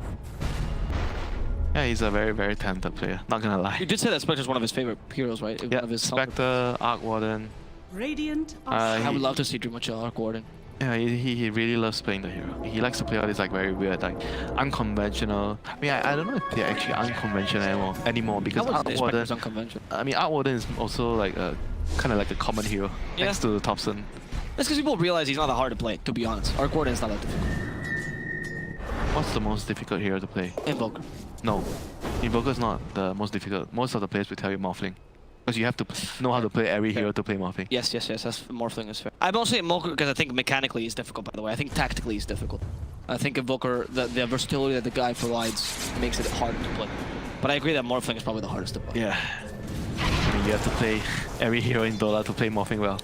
Oh no, the bat has found the nature boy again. Hey, Winter, I'm getting this kind of feeling of like a deja vu here, maybe? I don't know, where's the teammate? Where's the... Okay, never mind. Yeah, there is the teammate. Yep. We've seen this a couple times. It's the same repeat every time. Every time it ends with a duel. A duel with the air shaker somewhere. Yeah, but he doesn't have a choice. He has to take... Look at the map, right? How is he playing? He's playing always the most dangerous area, the area that the... Because he's NP, so he's the only one that can do it. The old MPL, you think they want to go there? No. Screw you, they say. This is not where I want to be. But somebody has to take that farm. Yeah. So MP is just voluntarily sacrificing himself. He's doing the right thing. I agree. I mean, we're making fun of him, but he's doing the right thing because there's no other play in this game because they are so greedy with the lineup. Yep, yeah. I agree with you. I don't think we're not laughing at him for his bad plays. We're just laughing at his funny situation. Because it's the only play he has. Yeah, exactly. Yeah. Zephyr. Oh, okay, Dust. When the only play for you as a call is to die, it doesn't feel good. No, of course not. Zephyr's in a slower position as well, by the way. As Nyx, you have to scout, you have to give a vision to your cores. You're gonna die sometimes. It's just the role. Comes with the job, you know. It does. When they pick Nyx, you're like, once we reach 30 minutes in, you're gonna die off. No, that's nothing to do with the Nyx. Don't it's think just so? the role. If you're a support, you're a slave, it comes with a job. Right, yeah. You think if you're playing something else, you have the license to not die? Think again. So you're telling me is if you have a lot of deaths in your support, that's a good thing. Okay, I got it. I got a win. Whitemon died in bottom lane, so he's being a great support here. To be honest, he is pushing, he's shoving the lane with that Vengeful Spirit, right? I guess if we could say right now that everything is the dead lane for them, so there's no place for them to farm, so yeah. Home? Yeah, in the fountain, you have to bring the creeps there. It's tough for them. But honestly, you create the safe zone by pushing the lane. Pushing the lane so someone dies and then that becomes the dead zone and the other place becomes the safe area. Yeah, that's a good idea. Even Carl's going for relatively dangerous farm. And they don't have lasso because he has the magic stick, he has no mana. Oh no, bad. Yes, I think he just got baited. Can they find him with the Impale? Wow, That's a good press attack. Well, he didn't even pop the BKB. No need. He's confident. Now he needs Never mind. And they were waiting for the swap. There we go. Can they still kill him? No. They're lacking the diffusal blade damage. A second swap. Whitemon's like, yes! Winter's wrong. This man's dying. And he blinks in time. Whitemon, how does it feel to do nothing? And with the Echo Slam, you condemned your team. Zephyr and Whitemon, both supports are dead. A duel was about to come out, but quick on the fingers is Carl. Getting the Astro in time. FPZ is now in trouble. He's been slowed. The Rock is not going to stop his death. And another Astro by Carl. Oh, he has a lot of charges. Oh, careful though. He missed the... What was that? Sanity. Okay. He sanities nothing. He dies, of course. And Cuckoo is in a similar position. He manages to TP in time. Pia has no mana. Oh no, never mind, he has stick. But there's not much he can do here without his team. But Radiant is all, they are too low to push the tower. That was a very odd Sanity's Eclipse. What was he aiming at? The Spectre. It did very little to the Spectre. Was it the Spectre that hit? Yeah. He got dispersed. No damage. That's true. Spectre is a dumb hero though, so... I mean, Spectre is a dumb hero. Like, he doesn't have like low intelligence. Yeah, low intelligence. Like, he's not the lowest for sure, right? Tro is the lowest, or PA, right? Tro, it must be PA. I actually don't know this one. Lowest intelligence. Okay, actually, I want to watch this play. So, the bat played really well here, honestly. It was He's really the front line. He's merely the distraction. He is merely You the think distraction. he's the main hero, then Earthshaker comes in and destroys the fight. It's a really, really good Echo there. Yeah, that's why it's not easy to play PL against Shaker, because he takes away a lot of your damage in the fight. Like, even if he doesn't kill you, you need some time to recharge your illusion. No, he was trying to catch the Earthshaker too, that's why. That's why it was such a weird Astral. Or Sanity, sorry. But Hyde blinked in time. That was really on point by Hyde then. Well played by him. I mean, the game is very easy as a Earthshaker when you have Spectre, you have this like frontline like Bat Rider, LC. There's like three heroes in the game literally that could just be in front, and the enemy team cannot, you cannot ignore the Bat Rider, the LC, and the Spectre. You cannot do that. Yeah. So it creates because they all carry their own stun. Yeah. So it creates a lot of opportunities for the Shaker to just find the perfect dunk in the fights. The OD is literally like a dog handler, just going, halt! Stop! Stop from coming at me, and he's losing all his sanity. Sure, they have a lot of saves, but the enemy team has a lot of ways. Exactly. Oh no, the same story again. Volume 4. Volume 4, there we go. Wait till the end of the TP. Where's the LC? Where is that? The LC is coming by? No, she's far away. They don't have the duel this time. Cuckoo might actually make it out of here alive. What? If not, Spectre joining in. Nah, there's too many Enchantors. Volume 4 is a bit tricky, but it still gets the job done. They still get the job done. Yeah. Oh, you know what they say, sequels aren't as good as the original, so it tried. The Porter and I think at this point you might not even TP. You know, you just kind of accept death when they catch you. Let's try to farm the creeps, clear the way. I mean, you should do that though. I think he's doing the right play as you mentioned, but of course, it's just difficult. You have Heart on PL. You should have Basher. OD's falling behind in his farm, which is unfortunate because Carl needs a lot of items. Somebody has to pay the price, you know, when you have such a greedy draft. Yeah, it has to be Carl 100% because PL needs the items. White Mon again found out. Oh wow, no. Perfect. That's a great. Oh no. Somebody has to Somebody, let me swap you, somebody. Alright. Nope. I forgot I'm a pos 5. I have no... I have no right to swap I have them. no right to live. Yep. Imagine if you actually swapped the core. Yeah, that would be horrendous. Horrendous? That would just be a report. Wrath of nature. Look at that, see? It doesn't work anymore. The Sprout, they still see through it. That's a dagger. Is that why they see through it? I don't know, I'm just saying. Because every time I see There is a dagger. There is a dagger, you're right. It might be. It does give vision, I'm not sure though. Pale. Stop the Michelle, does not to bother, but that's Sprout. There's a lasso for the OD. Where's the swap? No, he's dead. He's dead. He's dead. And with this, they get the duel off on the OD as well. You lost your main source of damage. FPZ can just continue pummeling your tower down. There's the Impale though with the Mana Burn. Helpless swap. Put the Spectre in a bad position. It's time for PL to go. Here's Aegis and Cheese. But she's in a bad position. They can still kill. There's the Cheese. Sandy's Eclipse only for the Earthshaker. Doesn't really deal much damage. Dimacello using the Haunt. Going for the OD. They want to get a second kill onto Carl. They get the Fissure off. Instead going for Cuckoo. They're mixing up their targets. The ADHD is not working for Dimacello and he's forced to retreat.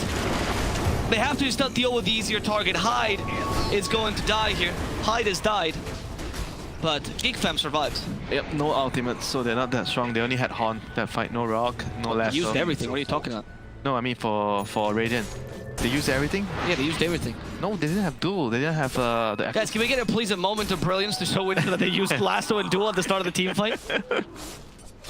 Oh, they've already used Duel right now. Oh, no, but this is... Oh, okay, fine, there's the Earthshaker. They had the Earthshaker, and they had the Rock earlier as well. Oh. I'm pretty sure they used everything before the team fight started. The moment of brilliance is It's triggering you. Intel is screwing with me right now. They started with Lasso and Duel at the beginning of that fight to get the OD, and then they had the buyback. Yeah, but that was the previous, I mean... Oh, you don't because it was part of the same fight. It's different already, because now they're pushing. Right, sure. Okay, I see that. My bad then, my bad. No, it's not your bad. It's my bad. I didn't let you know. I wasn't clear with my communication. Oh, that's a great Impale. Stopping the Spectre as well, but there's another duel. Swapping him to save him. Is that going to be enough? No, you put PL in a bad position again. And PL, even with SNY, can't survive this. Doppelganger, Raven, he's trying to go back to safety. But the Astral's not going to help him too much. Zephyr tanking for him. All the supports helping him. The heart got triggered enough for him to go up to the high ground. The Fissure stops him though. And he Doppelgangers in time for the enchant on him. Raven to the low ground. Really bad luck. They're saving him with all the spells they have. But boom, it's endlessly chasing you. Another Impale is not going to be enough. Raven finally falls. Geek Fam just lost their king. And without them, without the head, they don't know what to do. 70 seconds down PL. How do you win without the win condition? Next game. There is always next game. You can try to win the next game. That's how you do it. The only objective here is not to lose right now for 60 seconds. I mean, as far as I'm concerned right now, the state of the game is very, very difficult for Geek Fam. They are relying on like a humongous mistake from the Radiant to be able to have a chance in this game. Like the fate of the game is no longer in your hands. And it kind of sucks to play like this. It really does, yes, because you're relying on enemy team's mistakes. It's not really your... I mean, it's the fault of your draft, really. You didn't execute them badly this game. It's just the draft was really great. And Boom took advantage of it. Yep, they took see what I mean? Actually, I don't know. They keep using the Spectre when that happens. So it's hard to tell. I think it might actually reduce the vision. Maybe he knew. I think it might actually reduce the vision. It used to do that. I thought they fixed it, but clearly not. So, good to know. Shivas. Oh, that gives vision. That gives vision and also might find Zephyr. They got for the flame break. He's been playing the Bat Rider very well this game, considering that how many counters that he's been playing up against. He's gotten some really solid lassos. Yeah, he's very patient. Bat Rider is a ban next game. Yes, in the first phase. 100%. I am surprised they didn't ban it this game, to be honest. Most of the time it is banned, but I guess they just wanted to ban something else this time, and they feel like, because it's not a hero that comes up to the radar sometimes, you know, when you're preparing for a match, because people don't really get to play it that much, so you don't really know. Are they actually prioritizing this hero? Are they not? You know. And sometimes as captains, you're like screw it. I just don't want to deal with it. No discussion. Ban. There are certain teams that's more obvious to love the battle. Like Adroit, for example, it's too obvious. Like that hero is first pick material for them for like 6 patches. Yeah, I would say it depends on like how the team. Early Christmas. GG? I guess for Spectres. Nobody wants the 40 agility. Or is it 40? Oh, 20. Yeah, okay. Go home, man. The BKB is by bat, and with this, I think Zephyr's done for. And look at that lasso. Can they swap him? Can they swap him? No, they have the duel again. The swap's a bit too late. Yes, they can. The swap is too late. The duel already got him, and that's all they needed. He even wins the duel. He's a winner. He is a winner. I think 100 seconds that the OD, you can't really fight this. Boom is the winner here. Yep. Look at this bat. He's so tanky with the Shivas. What was that Echo Slam? I think he thought it was Does it matter? Does it matter? No, it doesn't really matter. It's a celebration Echo Slam. Hit the goal. Warlock, save your support. Save your support. Oh, Kesky will die, but it's okay. That's his job. That is his job to die because he died for the PL. And now, just for tradition's sake, kill Cuckoo one last time. Look at this game. I'm pretty sure this game is over. They're not throwing the GG because they're taking this time to think about the next game. Yeah, they're talking about the next game. What went? They're talking about this game. What went wrong? Right, and then how to fix it for the next game. Yeah. Carl, you told me you could play the OD. Well, I told you I can play, but you were the one who clicked it. I didn't say you should click it.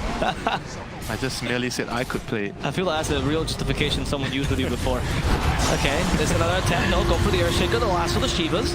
And the PL's taking way too much damage. Again, the duel plus lasso is a good combination. Lasso just brings in an early present for the duel to finish him off, but unfortunately, PL's a bit too tanky. And Raven's pretending that's his illusion. Raven, okay, playing with your mind so he can stay a bit longer among the enemy team. He's infiltrated enemy lines. And now he has to run back. They all have no mana. All of them from the Nyx and the Diffuser. Yep. Look at them. But they're still going to kill the Nyx. You don't need mana when your heroes are this strong. Is that so? Yes, that's what Anti-Mage told me. Mana is for wimps. Muscles are for real heroes. You know, a lot of strength heroes actually need mana. Yeah, it's actually one of the weaknesses because they're stupid. What? Yeah, what is this justification? They have low intelligence gain, that's why. They're stupid, so they need... Tell that to Doom. Doom's actually pretty stupid, no? No, he has high intelligence gain. Is it really? Why do you not believe me? I think Doom has really big mana problems. Actually, not sure. It's okay, I managed to cast some doubt in you. With all this stat gain shit that you have been telling me since day one. Oh, this hero has the highest stat gain, so he is the strongest hero in the game. That's not what I said. You're simplifying my argument, but okay, thanks. Silencer has the highest overall stat gain. I actually don't think it's Silencer? I think it's Bloodseeker. Oh, okay. Bloodseeker has great stat gain. So solid. And I don't say that. That's not my point at all. Oh, they guessed wrong. Yeah, they did. Show could be in trouble. Yeah. Turn off the Radiance. Oh, he's playing with him.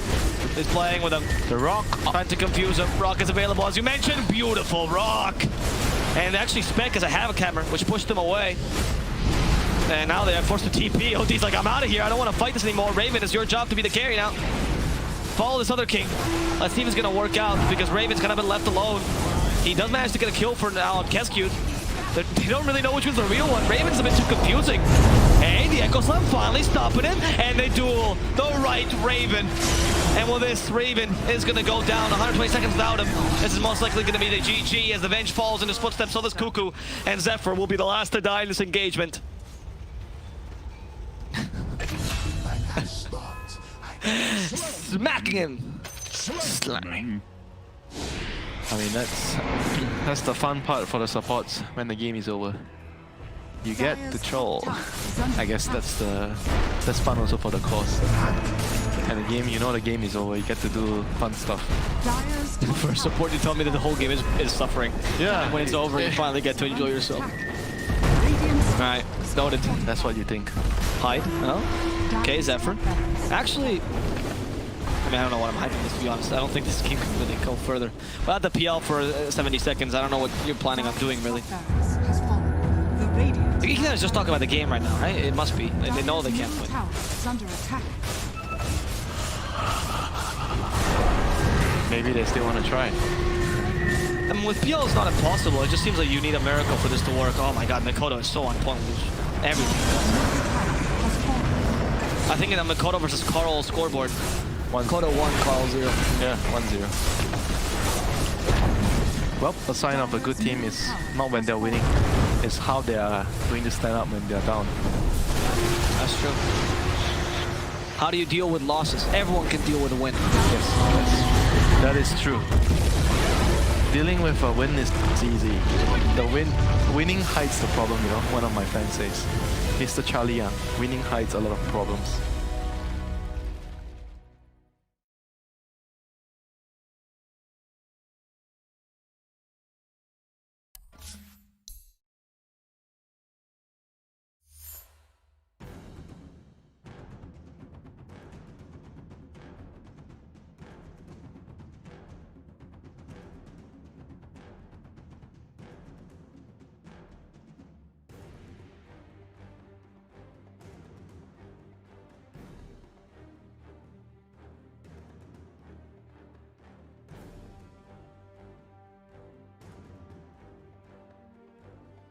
John, FY, he's found himself No-Tail out on his own. He's trapped him.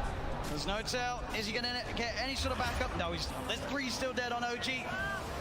It'll be a slow and painful death here for No-Tail as Zame comes in for the kill secure. I love the way that Chalice popped his BKB super early in that fight. He just knows, I just need to get my ulti off, and he cast it at a very safe range. He didn't wait for the last second of his BKB. He's not very greedy. I think that's a lot of the reason why they've been winning these team fights. And Seb has been struggling, still about 1,000 gold away from his BKB. Yeah, this Brewmaster is a display of perfection, really. It's the highest level in the game with his Bloodseekers.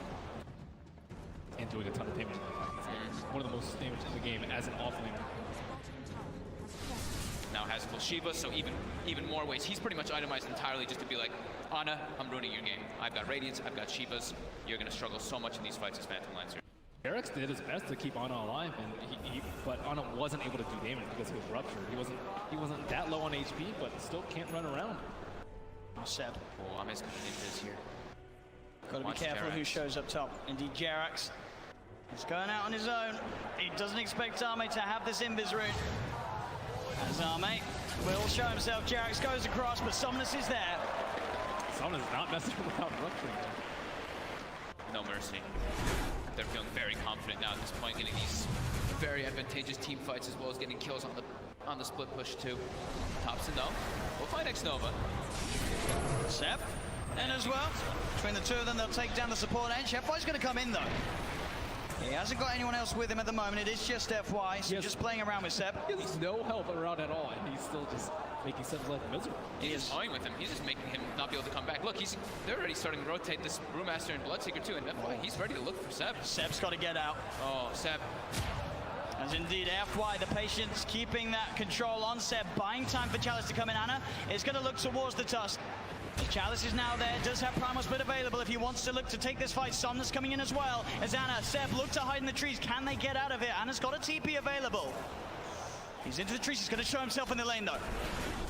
They're going to continue to head over. They are going to see Seb make it out in time. They don't have a stun. Ana, can he get out as well? He can. OG will avoid that rotation from PSG LGD. FY is just so obnoxious there, following Seb for over a minute, just stalking him, trying to have his team come over. So that's about, a minute without Aegis being used for LGD. They have 2 minutes left, I would say, to capitalize on this Aegis. Oh man, looks like he is level the PL. Pretty much back to a 50-50. PSG LGD 2-1 up at the moment in this best of 5 grand finals. 1 game needed to secure the championship title. And at this point, they are ahead here in game 4. No-Tail hasn't had time to gather a full army of Ancient Creeks. Right now, he just has the Ancient Black Dragon. You really want those other auras when you're at a big disadvantage in these team fights already. Yeah, it's tough though, because Jerax doesn't want to be following around his Chen, giving him the Aghanim, so. As Thompson, he does have a Lincoln Sphere picked up, and they should have the BKB finished on Seb too. So that'll give him a little bit easier time to get those Blink Claws as he's been suffering to do so in the last few fights. And Somnus, full I've Scotty picked up, about to be level 25 as well.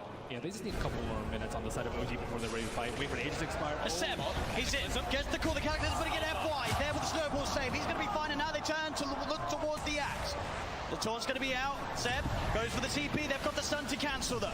Seb held back for now. Thompson trying to offer his best from the side to provide some sort of safety, as he will get Seb back. They're able to get Seb back to safety, and Thompson, he's running away. X-Nova's there with the wraparound, gets the slow off, gives the vision for the snowball. TP from No-Tails coming in towards the stride, but Thompson, he's trapped.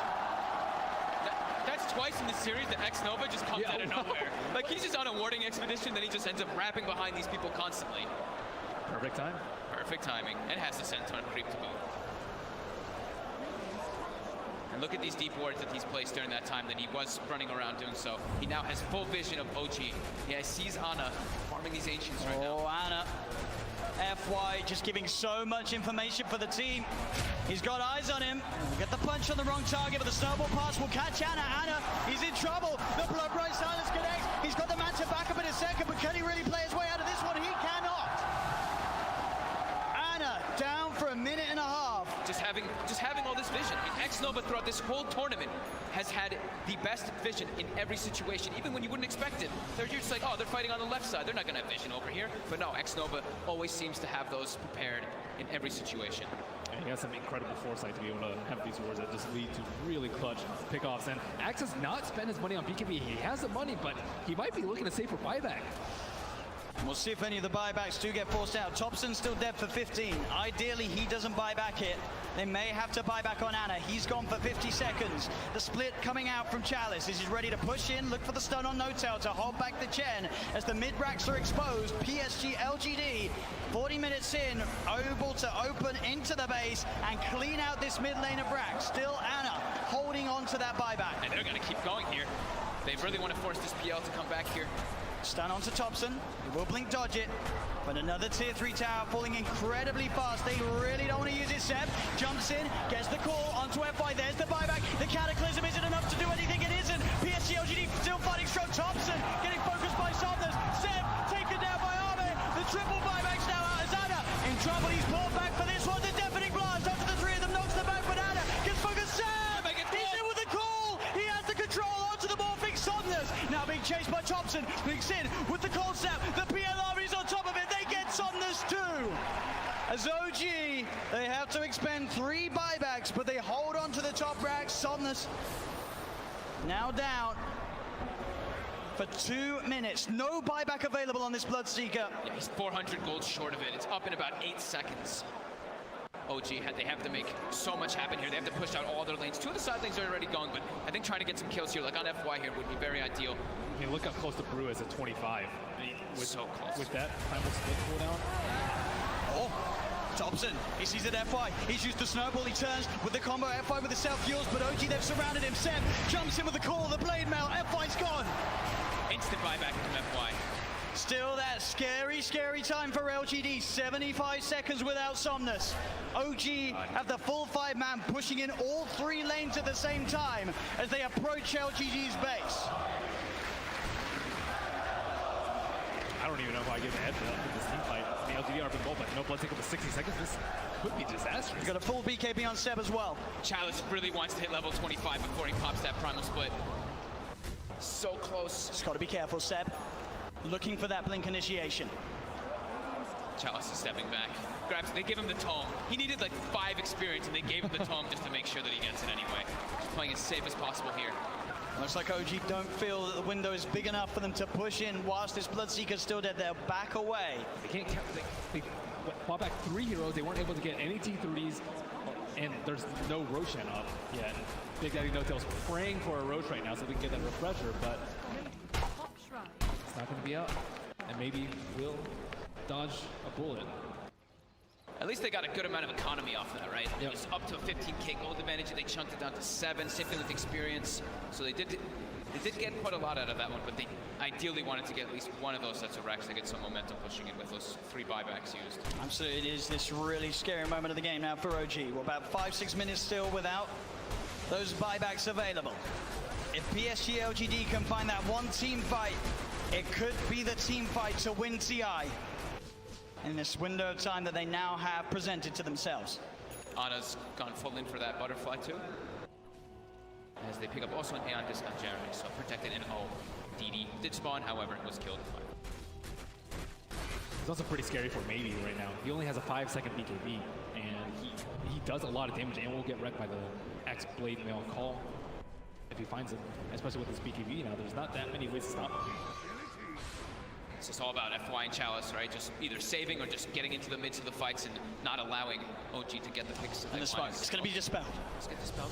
But He's in the trees, they're on the high ground, they've got the vision with the Shiva's covered, Anna's on his way over, they've got the snowball down, there's the counterplay, Seb jumps in, he's able to find the call onto Challenge, but Challenge already got the BKB out, the Sunstride's going to be down onto FY, but FY will survive, Seb pots the BKB, he'll try and stand his grab, but Seb, he's going to go down, no buyback on the axe, as Jerax as well, surrounded by PSG LGD, the Eon disc will proc, but they'll fight through it.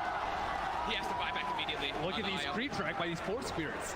On the bottom room, they have no creeps in the mid lane.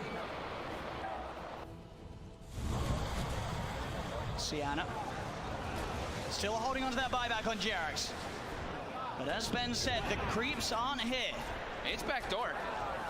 And they breached through it. It's not looking like it right now. Maybe everyone hitting the same one. That creep cutting, is it enough to hold OG in the game? You see No Tails already running to just, he doesn't care. He's going to throw his life for this. So he needs to just keep these creeps out of the base to keep that back door up. He doesn't care if he dies. Which he certainly will. As they get upon him, they find his life.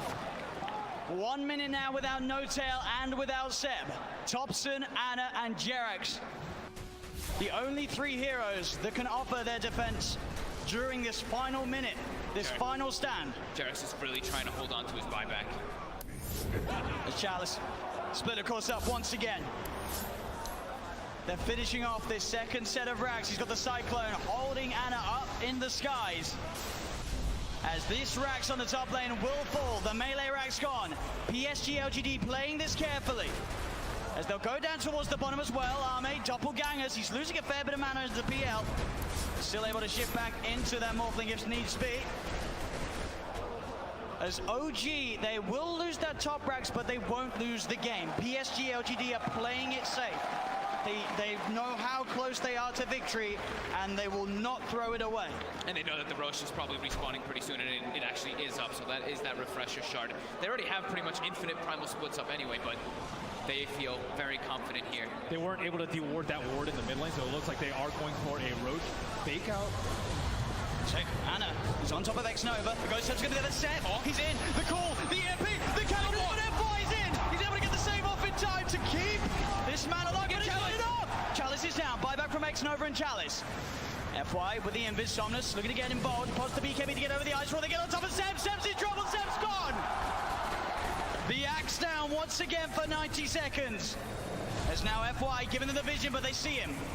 They've got the doppelganger to jump away from the snowball over to Topson, the self-fuels, FY trying to buy time for the rest of LGD to come in, again, up into the air, Arme straight on top of No Tail, FY will fall, Arme looking towards No Tail pops the hand of God, but No Tail beaten down by Arme and Somnus. Chalice gets the primal split off as Anna, he's been left behind in Topson, he's got to do something incredible in terms of the combo, can he find the angle, Jerax coming in, keeping Anna alive, Anna with the doppelganger, the Deafening Blast comes out onto the 2 of them, Anna trying to go in, looking for the kill, can he find it in time onto X-Nova, he's on top of him, trying to beat him down, Anna again with the doppelganger, now retreating back towards the base, as X-Nova will survive, Jerax back in, the combo, re-ball down onto Chalice, but Chalice is so tanky, Bob the Shiva's gone, he's on top of Jerax, Jerax is gone, Anna as well, can he really fight back against the Somnus, and X-Nova is so low, as the buyback for Jerax comes in, he's healing Anna back up, that buyback could set them up for the kill on X-Nova, the cold snap, down onto the adjustor, they find him, he's out of mana, he's starting to shift into the strength, but he's surrounded, OG, can they find the ball? They can! OG are still in the game, Arme buys back immediately, but now it's PSG LGD's turn to be without 2 of their supports. Seb's going to be back up in 8 seconds. Oh my god, that buyback from Jerax onto that shrine, being able to save Anna, but Anna also toying with them with that doppel. He sent the illusion, they thought that was the real one. They actually couldn't finish him off, even though they got the thirst vision of him for a second. With the level 25 talent on the doppelganger, it's really hard to kill him. Seb, yeah, he's looking straight for the play. Can he find Somnus? He's hunting. Somnus, he's there, Seb. He'll see him. Oh! Doesn't get the call though, and now Seb. He'll be ruptured. They're looking at him, but Anna, he's straight in on top of Somnus. Somnus puts the BKB. Anna again with the double kill. This is a Cataclysm coming out. And Somnus still alive. Anna will be able to force him away. They've got the hex. They've got the control. They're on top of him. Can they kill him in time? They can. Chalice got for 2 minutes. And Seb, he's finding, looking for Ame. Big Daddy No-Tail gets the penitence out. Only onto the illusion though. Ame able to waveform up to the high ground. Zame should be fine here. Thompson's got the ghost, he's got Hex maybe up soon too. Oh, the doppelganger Ame's over the trees. Can he hide his way out of this? No, back, real one. Goes for the waveform. Seb tries for the call, but he's already out of there. Nice play from Ame. And he buys so much time too for his team there. The Brewmaster was dead for 120 seconds, now only 90. Still a big window for OG. They're only without Jerax for the same amount of time. And that lead the PSG LGD had, it is going down a little bit. Only 4K, 5K at the moment with these last few fights. Obviously the 25s now coming out on OG. Thompson's into the pit. What a timely DD coming out for him too. I don't think they expected to be taken out as fast. He's almost able to solo it with the help of these summons. And that's a refresher shot. There's no way to get this. There's no way LGD can... Oh, and the Seb level 25 too. That extra Berserker's Call AoE. It catches people out. They don't expect it. It does not feel like OG T-Rex now. At all. The Berserker's Call now is, I mean, the AoE is massive. really massive now when you have that talent. It's so hard to play against. Can PSG LGD do it? They've got the Basher now for Somnus. For just a 2K lead with those last big comeback plays from OG.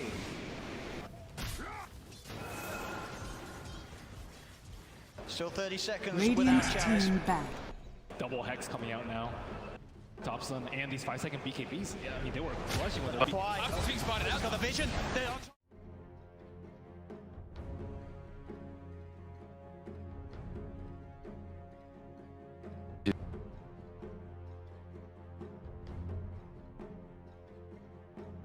10 seconds remaining. Dire team ban.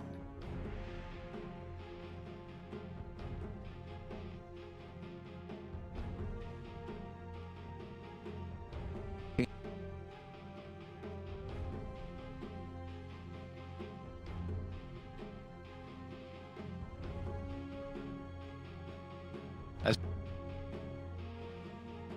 10 seconds remaining. 5 seconds remaining. Radiant team ban.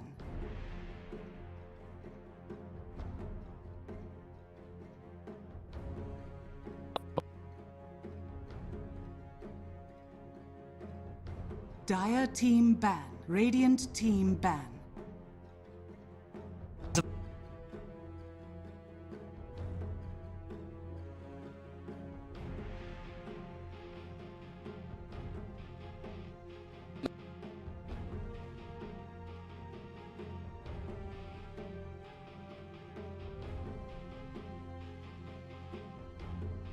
Ten seconds remaining.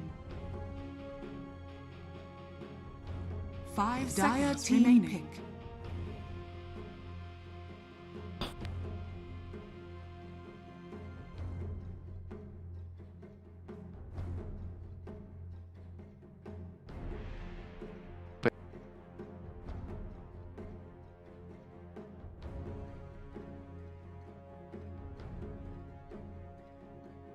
Ten seconds remaining. 5 seconds remaining.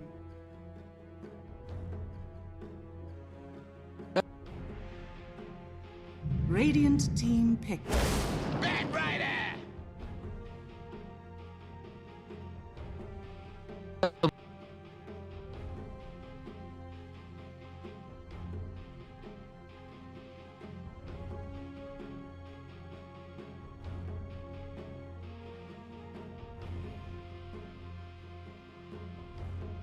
10 seconds remaining.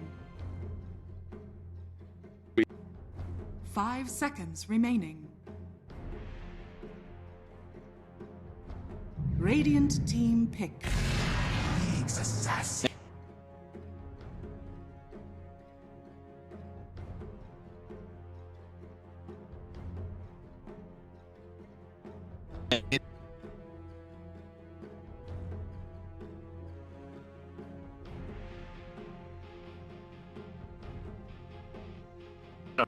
10 seconds remaining. 5 seconds remaining.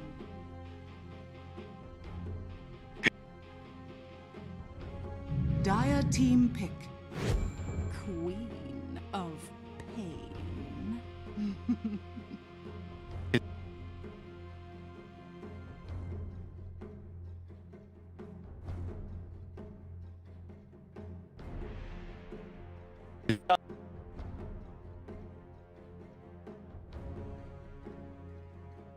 10 seconds remaining.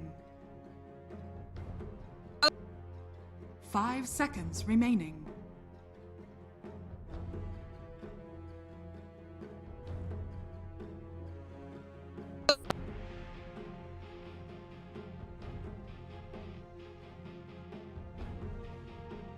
Dire team ban. Dusk.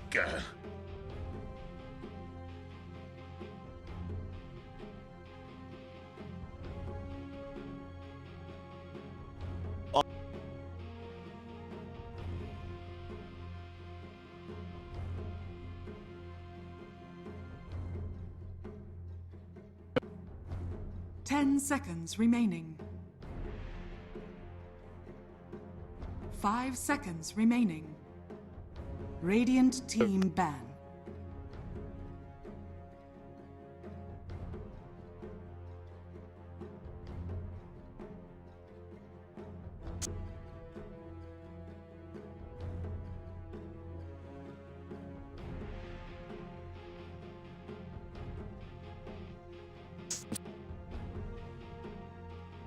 Ten seconds remaining.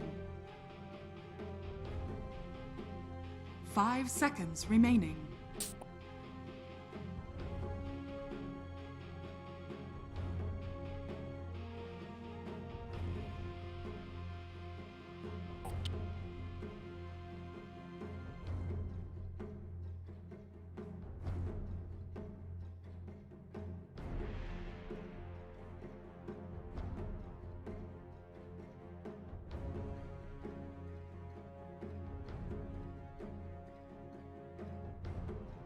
Radiant team pick.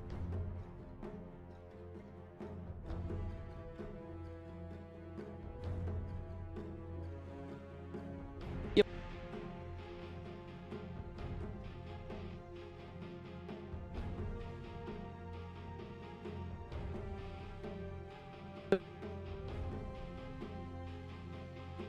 Ten seconds remaining.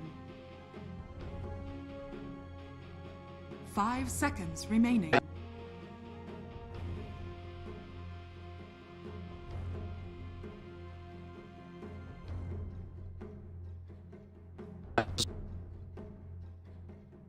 Dire team pick. Weaver.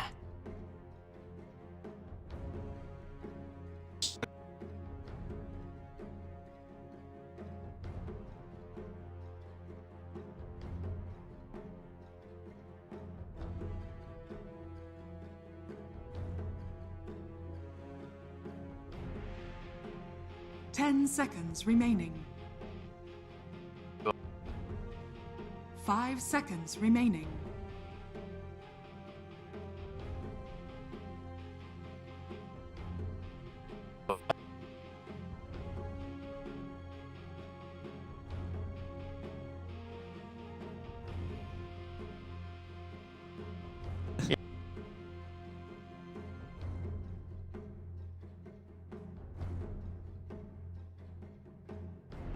Radiant team pick. Void incarnate.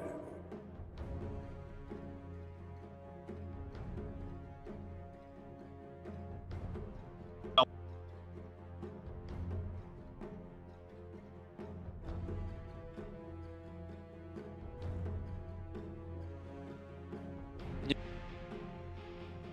10 seconds remaining. 5 seconds remaining.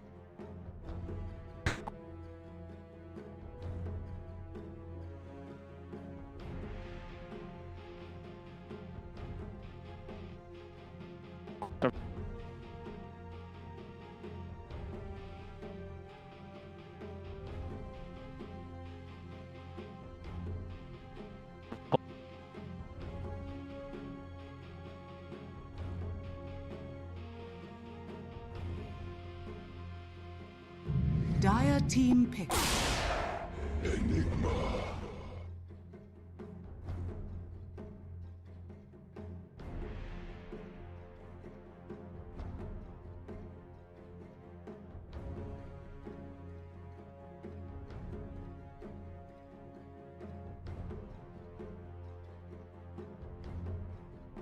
10 seconds remaining. 5 seconds remaining.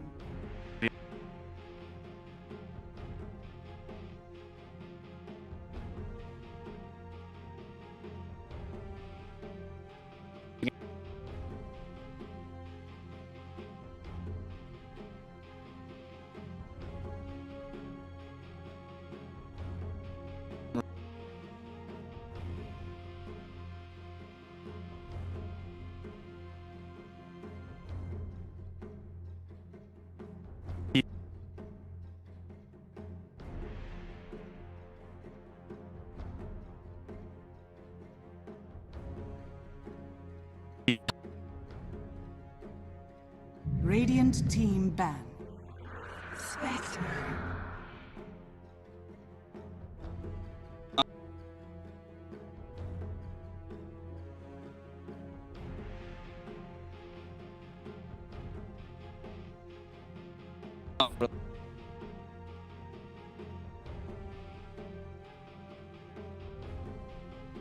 Ten seconds remaining.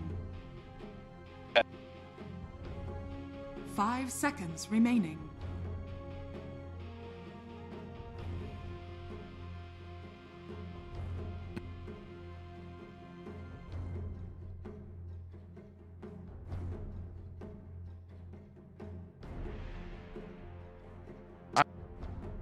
Dire team back.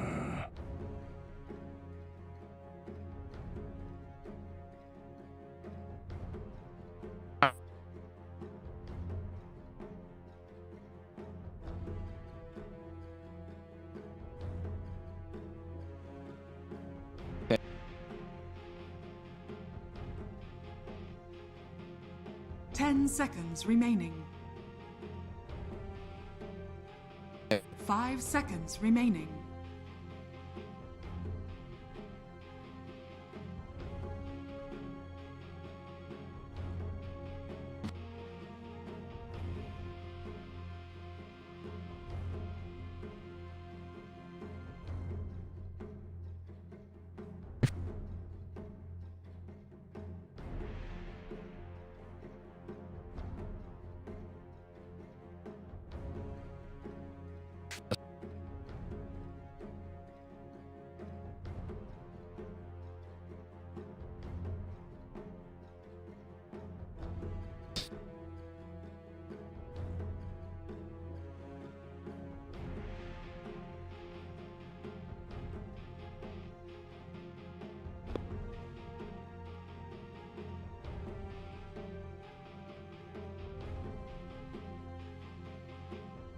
Dire team pick.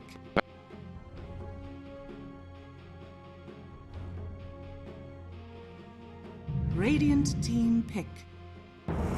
What's the way?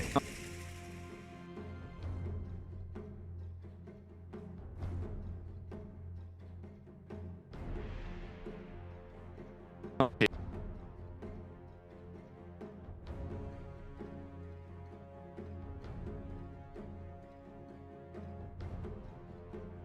Ten seconds remaining. 5 seconds remaining.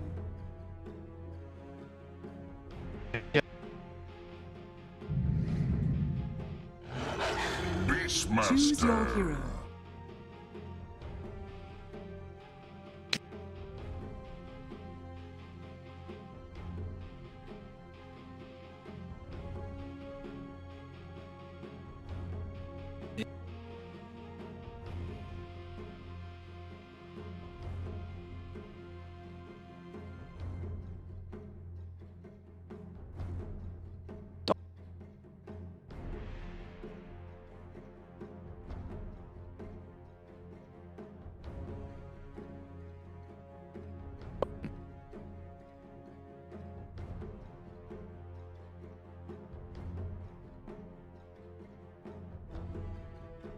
10 seconds remaining. 5 seconds remaining.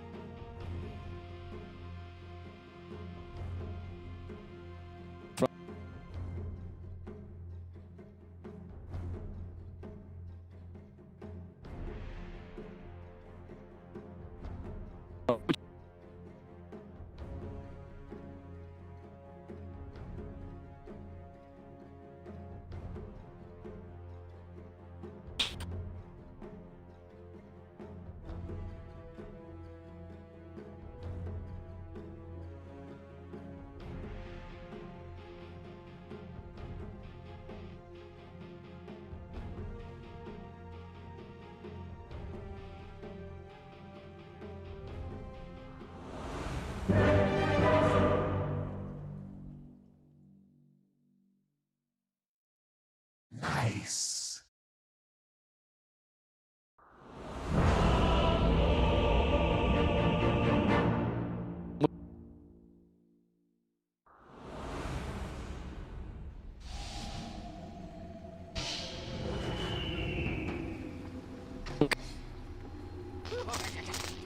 Prepare for battle.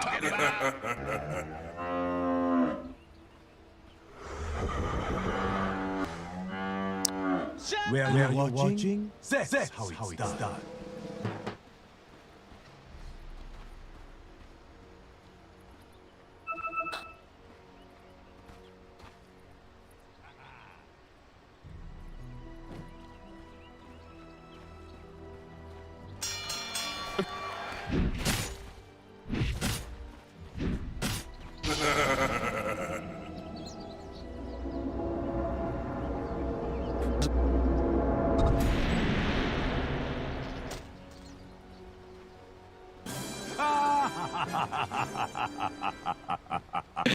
Thirty seconds to battle.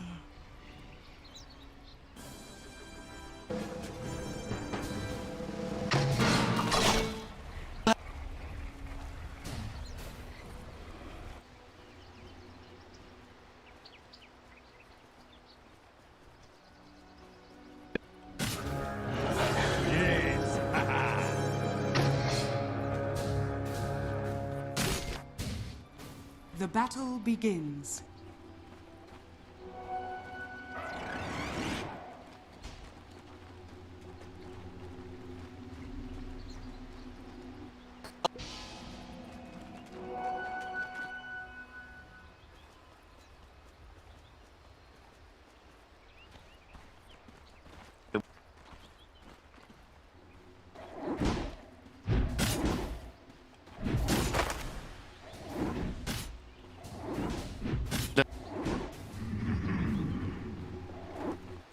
The dusk is always ready for a fight.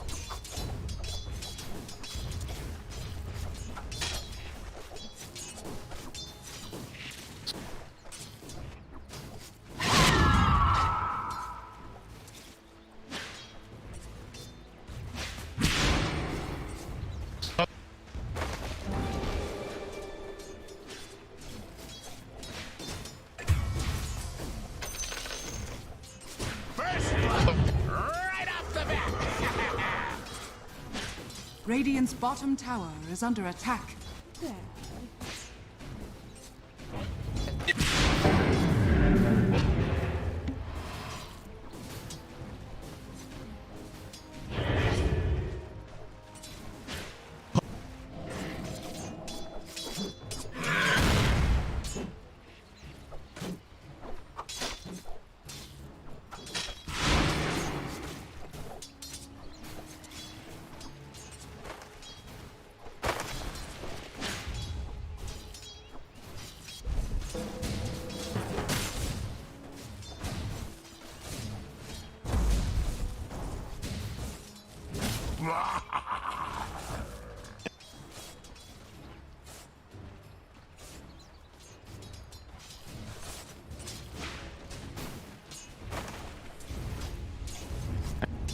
small adjustment.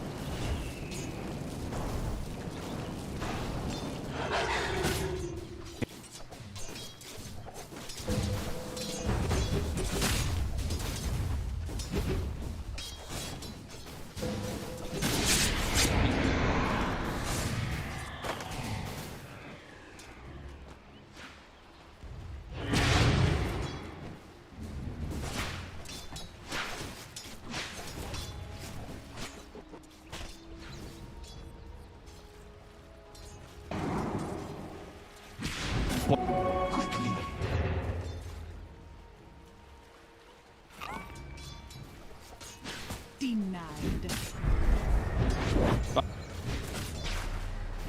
Denied.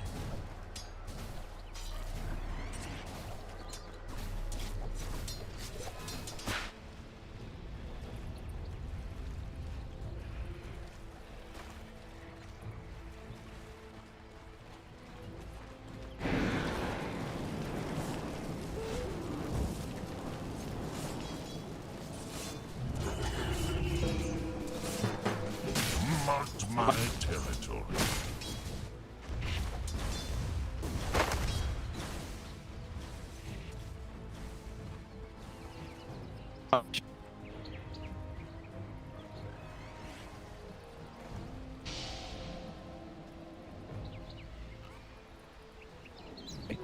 Death and gold. Amazing what you found lying around.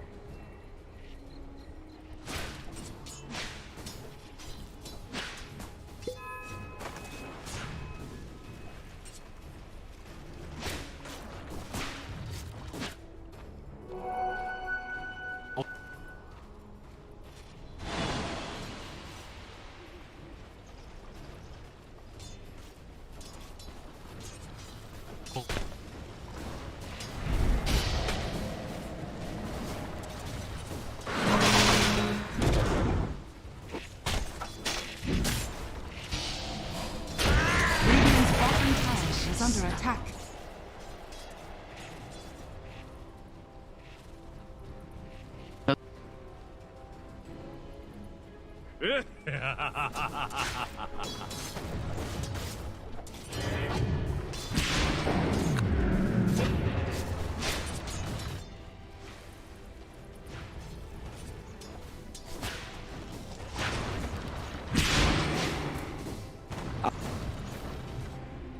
Radiant's courier has been killed. For you.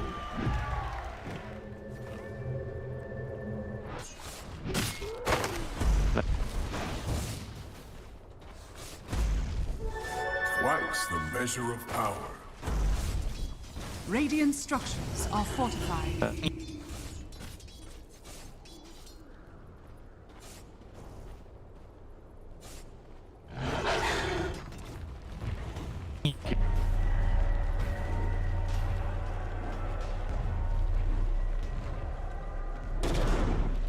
Dire's top tower is under attack.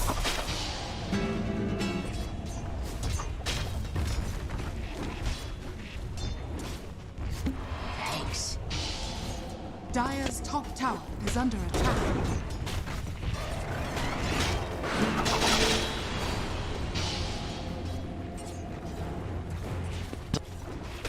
Did not think it was possible.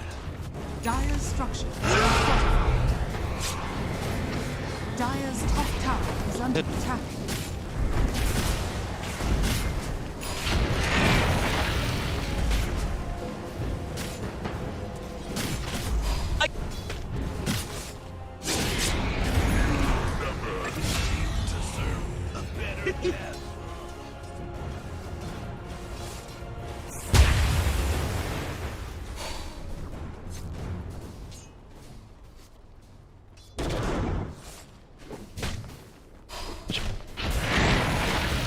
structures are fortified.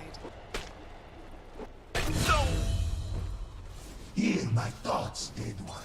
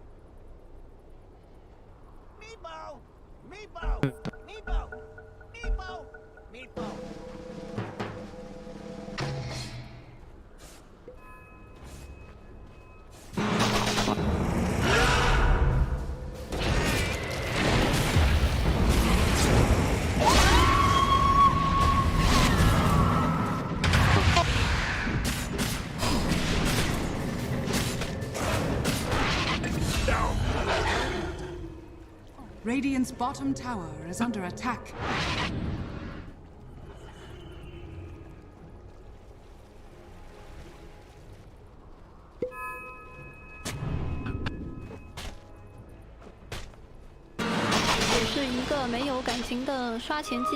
Arcane power.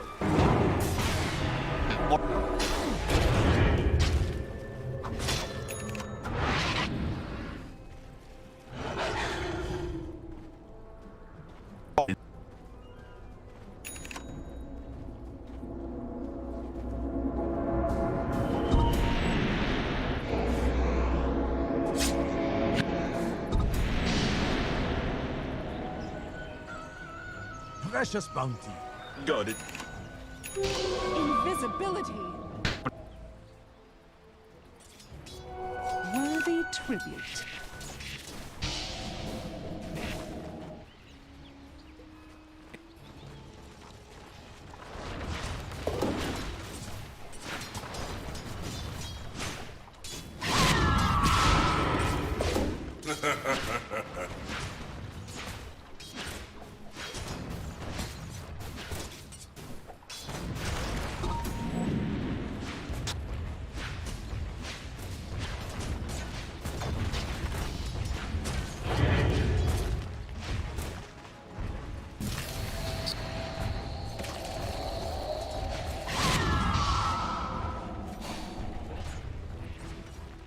Dire are scanning.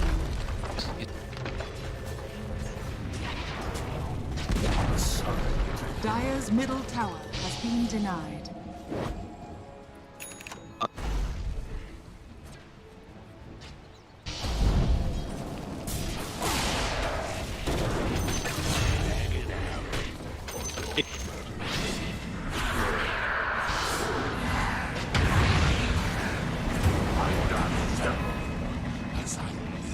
The will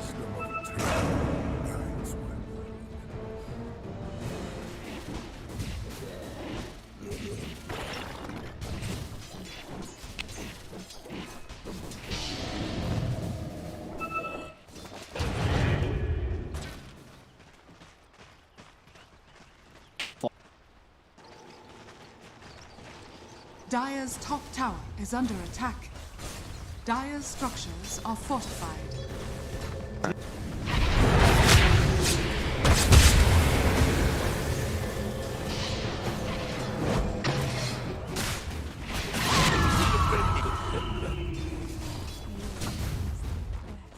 Radiant's middle tower is under attack.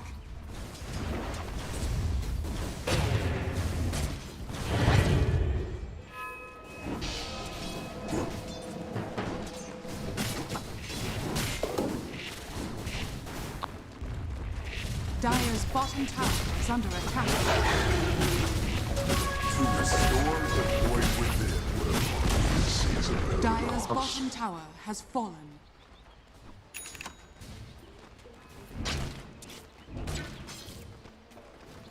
Radiant's top tower is under attack.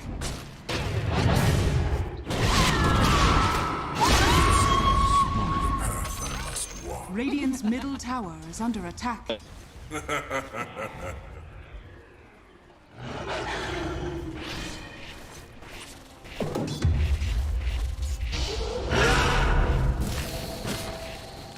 Radiant's top tower is under attack. Wow!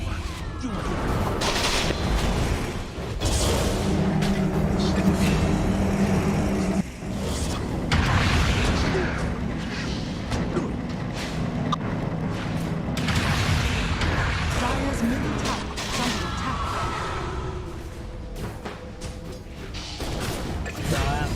I underestimated you.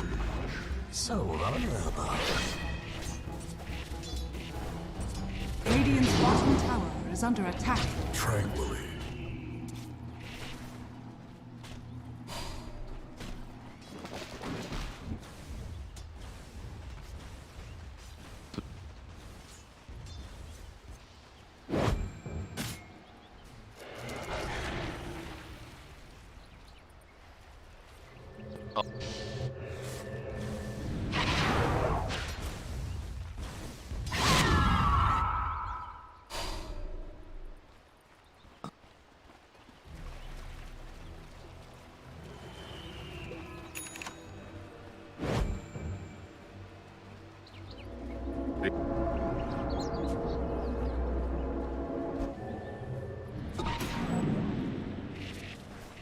Dire are scanning. Radiant's bottom tower is under attack. Dire's top tower is under attack. Dire's structures are fortified. Radiant's bottom tower has fallen.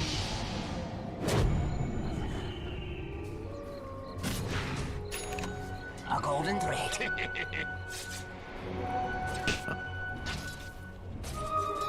for a queen.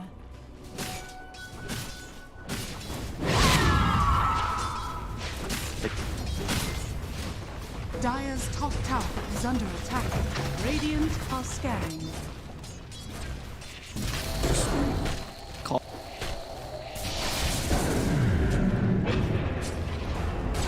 Dire's top tower has fallen.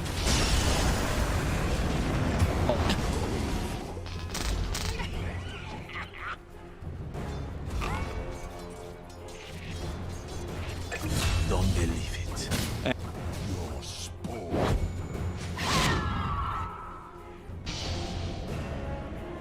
Dire's middle tower is under attack. Dire's courier has been killed.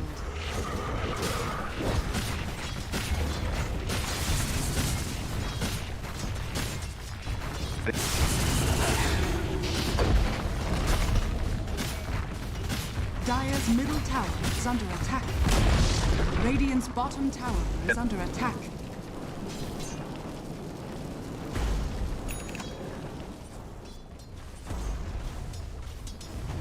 Radiant's bottom tower is under attack.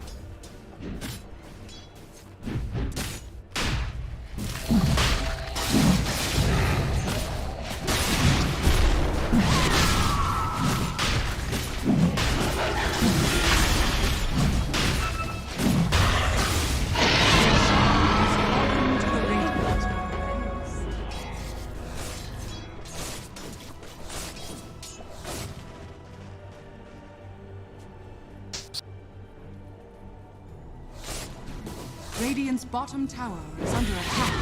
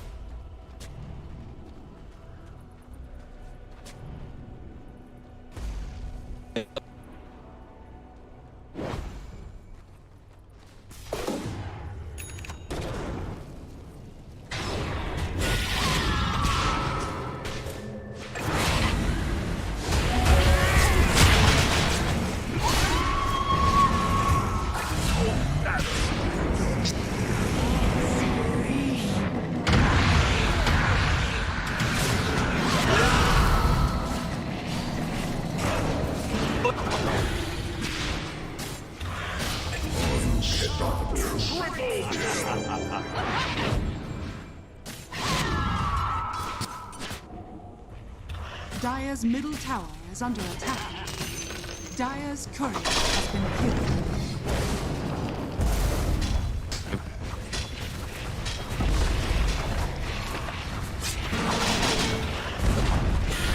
Dire's middle tower has fallen.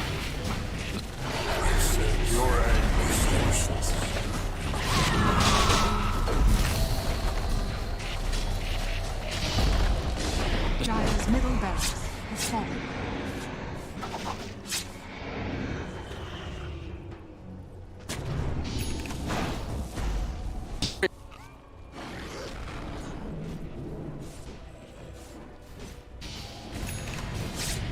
Where are you watching? Set!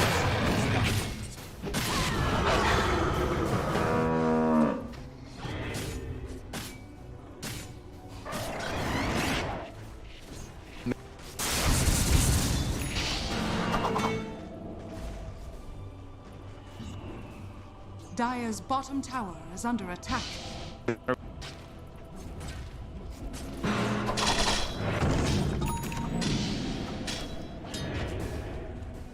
Radiant are scanning. Dire's bottom tower is falling. Got it. Fight fair.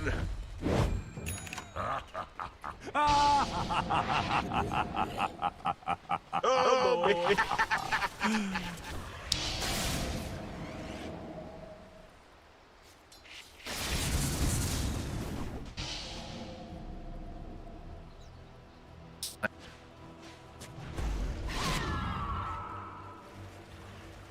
Death and gold are linked. Worthy tribute.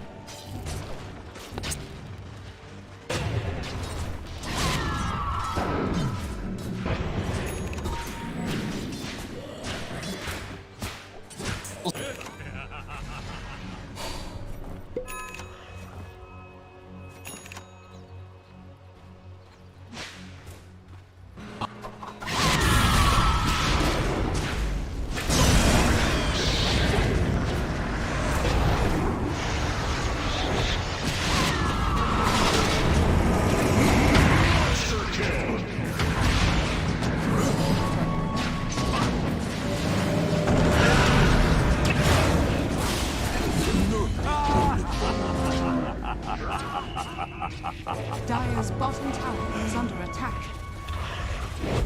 Dire's structures are fortified. Dire's middle barracks are under attack.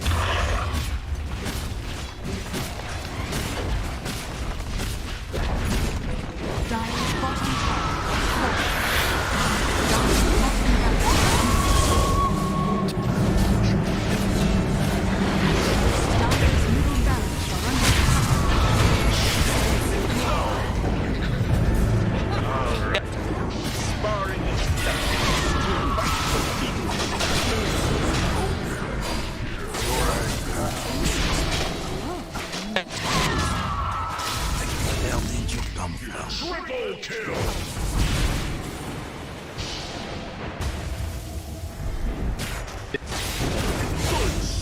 bottom barracks are under attack.